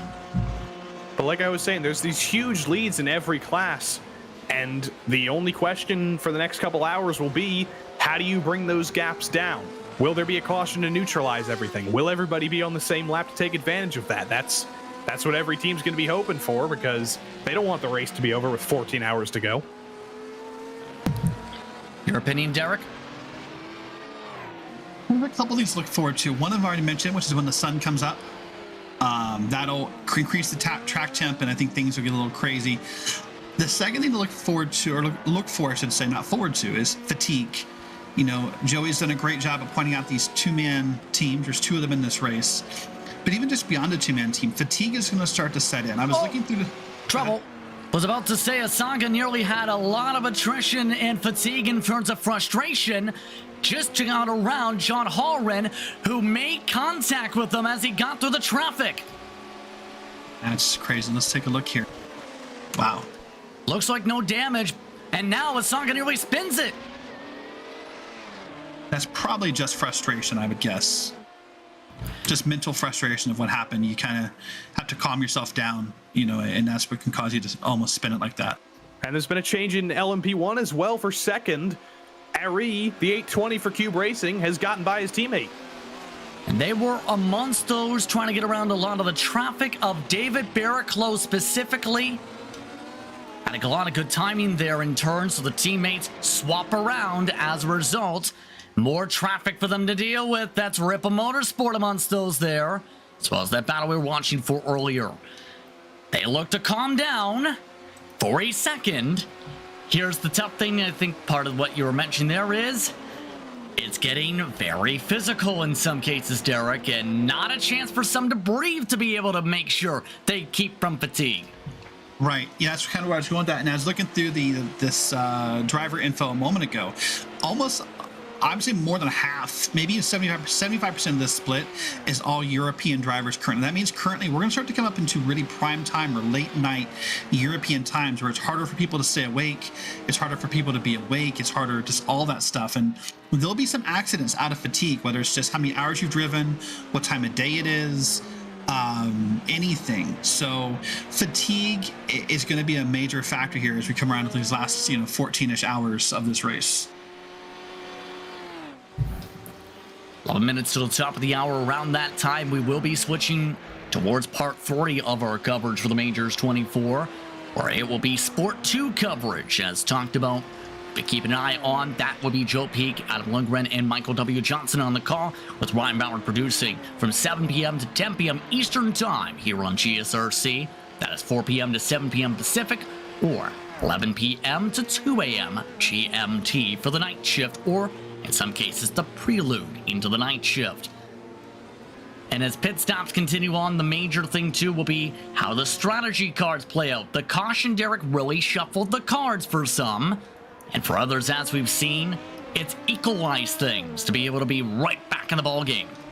It really has, and I think the only team really left that could still benefit from the first caution, I mean, besides the high G team we've been talking about, is going to be the IPM Gold team. They're still in the lead lap. They're on the tail end of the lead lap, but they're the one team who could still find themselves right back in that action with the next caution, if there is one. A lot of the teams who stayed out have had to pit and been off cycle. Oh, you jinxed them. Where'd they go? The toe. What just happened? IPM Gold. No. I did it. Jake Carey just jumped out of the car. Something must have happened to the 690. That lap, they were running massively slow at 160 miles an hour. Did they run out of fuel? You run out of fuel, maybe, because there's no damage in this lap, guys. I mean, I'm watching them. They were on lap 11. Oh, dear. Might have something maybe in part to do with this. Or technical issues. Here's the tough thing. If that's the same car we're looking at next in line, if they don't know there's a car there, that could get tricky. It looks like IPM not too much affected to that part, but IPM Gold just like that, are off the track. They're super slow down Mulsanne. I think Joey was right. I think they're out of gas. I think they thought they could push a lap, or their driver lost track of where they were. That's wow. That's unfortunate. I have no words. They're out of the car completely, guys. Like, yeah. Wow, there's no driver. And it's a lengthy tow. It's the full course. That's about a 5-minute tow. So that they have now gotten themselves taken out of the equation for a top 5, or possibly for that. They are still 5th. However, if they can't get going in the next about 2 hours or so, Jonas Weber gets the chance to be in the top 5 after being upside down at one point as a car. Yeah, that was technically his teammate, but Jonas Weber is doing a good job of redeeming the name of that team. He's been stout. He's made no mistakes. He's caused no drama, and if he can drive that car back up into the top 5 after some of the trouble his teammate caused, that'll be a great story for that team. Yeah, the last thing I mentioned to talk about, maybe Justin, you have your own points afterwards, is now that everyone knows what the restart looks like, will people be a little bit more passive on the next restart, or is it going to be worse on the next restart? Well, that'll be an intriguing thing. It comes down to team, right? And as well, position to position. Some of the groups, you might get a separation of 30 seconds, Derek, from car to car for the class. I don't know. So, Justin, what do you think is worth looking forward to in the next 14 hours? If you're these drivers, I'm looking forward to seeing how some of the teams try and strategize themselves in the conversation, how the teams balance themselves out when there's a chance to be able to make up for some of the mistakes, or take a chance or take advantage of some of the mistakes. We've already seen a couple of those chances pop up in the past 10 minutes, just as things seem to be calming down, because guess what? You never know when they pick right back up in terms of the tempo. So it's the matter of keeping up with all of that, and you never know when they will happen with how this goes. And it's interesting to note, too, some of the teams might be on different strategy cards based on their crew chiefs or their fellow drivers and what they think. It's not all of them may be on the same script. The 810 pit this time. Cube Racing's 820, able to go an extra lap for reference. And then a Saga will likely have to pit in the same lap because they're both on 10-lap stints. And 4th placed, the Apex Missers with Frank Smits behind the wheel, last car on the lead lap. They're also going to have to come in here soon. 10 laps on this stint. Nothing should really change. By the time Klerenek brought that 810 car down pit road, it was about a 7-second gap to his teammate Ari in the 820. So there is clearly a faster car of those two, and it is the 820 at the moment. But now what I wonder is that car fast enough to make up any ground to the 55? On the last lap, while there was a lot of traffic, he was still 3.5 seconds slower, and Asaga has been pulling some absolutely insane laps over the course of this nighttime stint. He is the fastest lap of the race with a 3:10.0. Nobody else has even gotten close. And that's all part with some of the craziness we talked about earlier on. Coming up to 5 minutes away from the top of the hour, our switch over to part 3 coverage of the Majors 24. So we take a look at some of the battles around track. Now some of the drivers look to settle on down. Let's take a quick glance at how your top 5s are breaking down per class. TC Corsa Esports W, we talked about them. Lead by 31 seconds and in growing, in fact, over Harry for Cube Racing's 820 car. Pit stop for Cube Racing's 810, season to 3rd. Well, Apex Missers, they've just completed their pit stop in 4th. IPM Gold for now is in 5th, but are in the midst of a lengthy tow to round out the top 5 for the LMP1s. LMP2s on track are in the midst of their pit window right now. NetRex coming in for their service in the Grand Prix Blue car. Then it's Grick Motorsport Team DLS SC.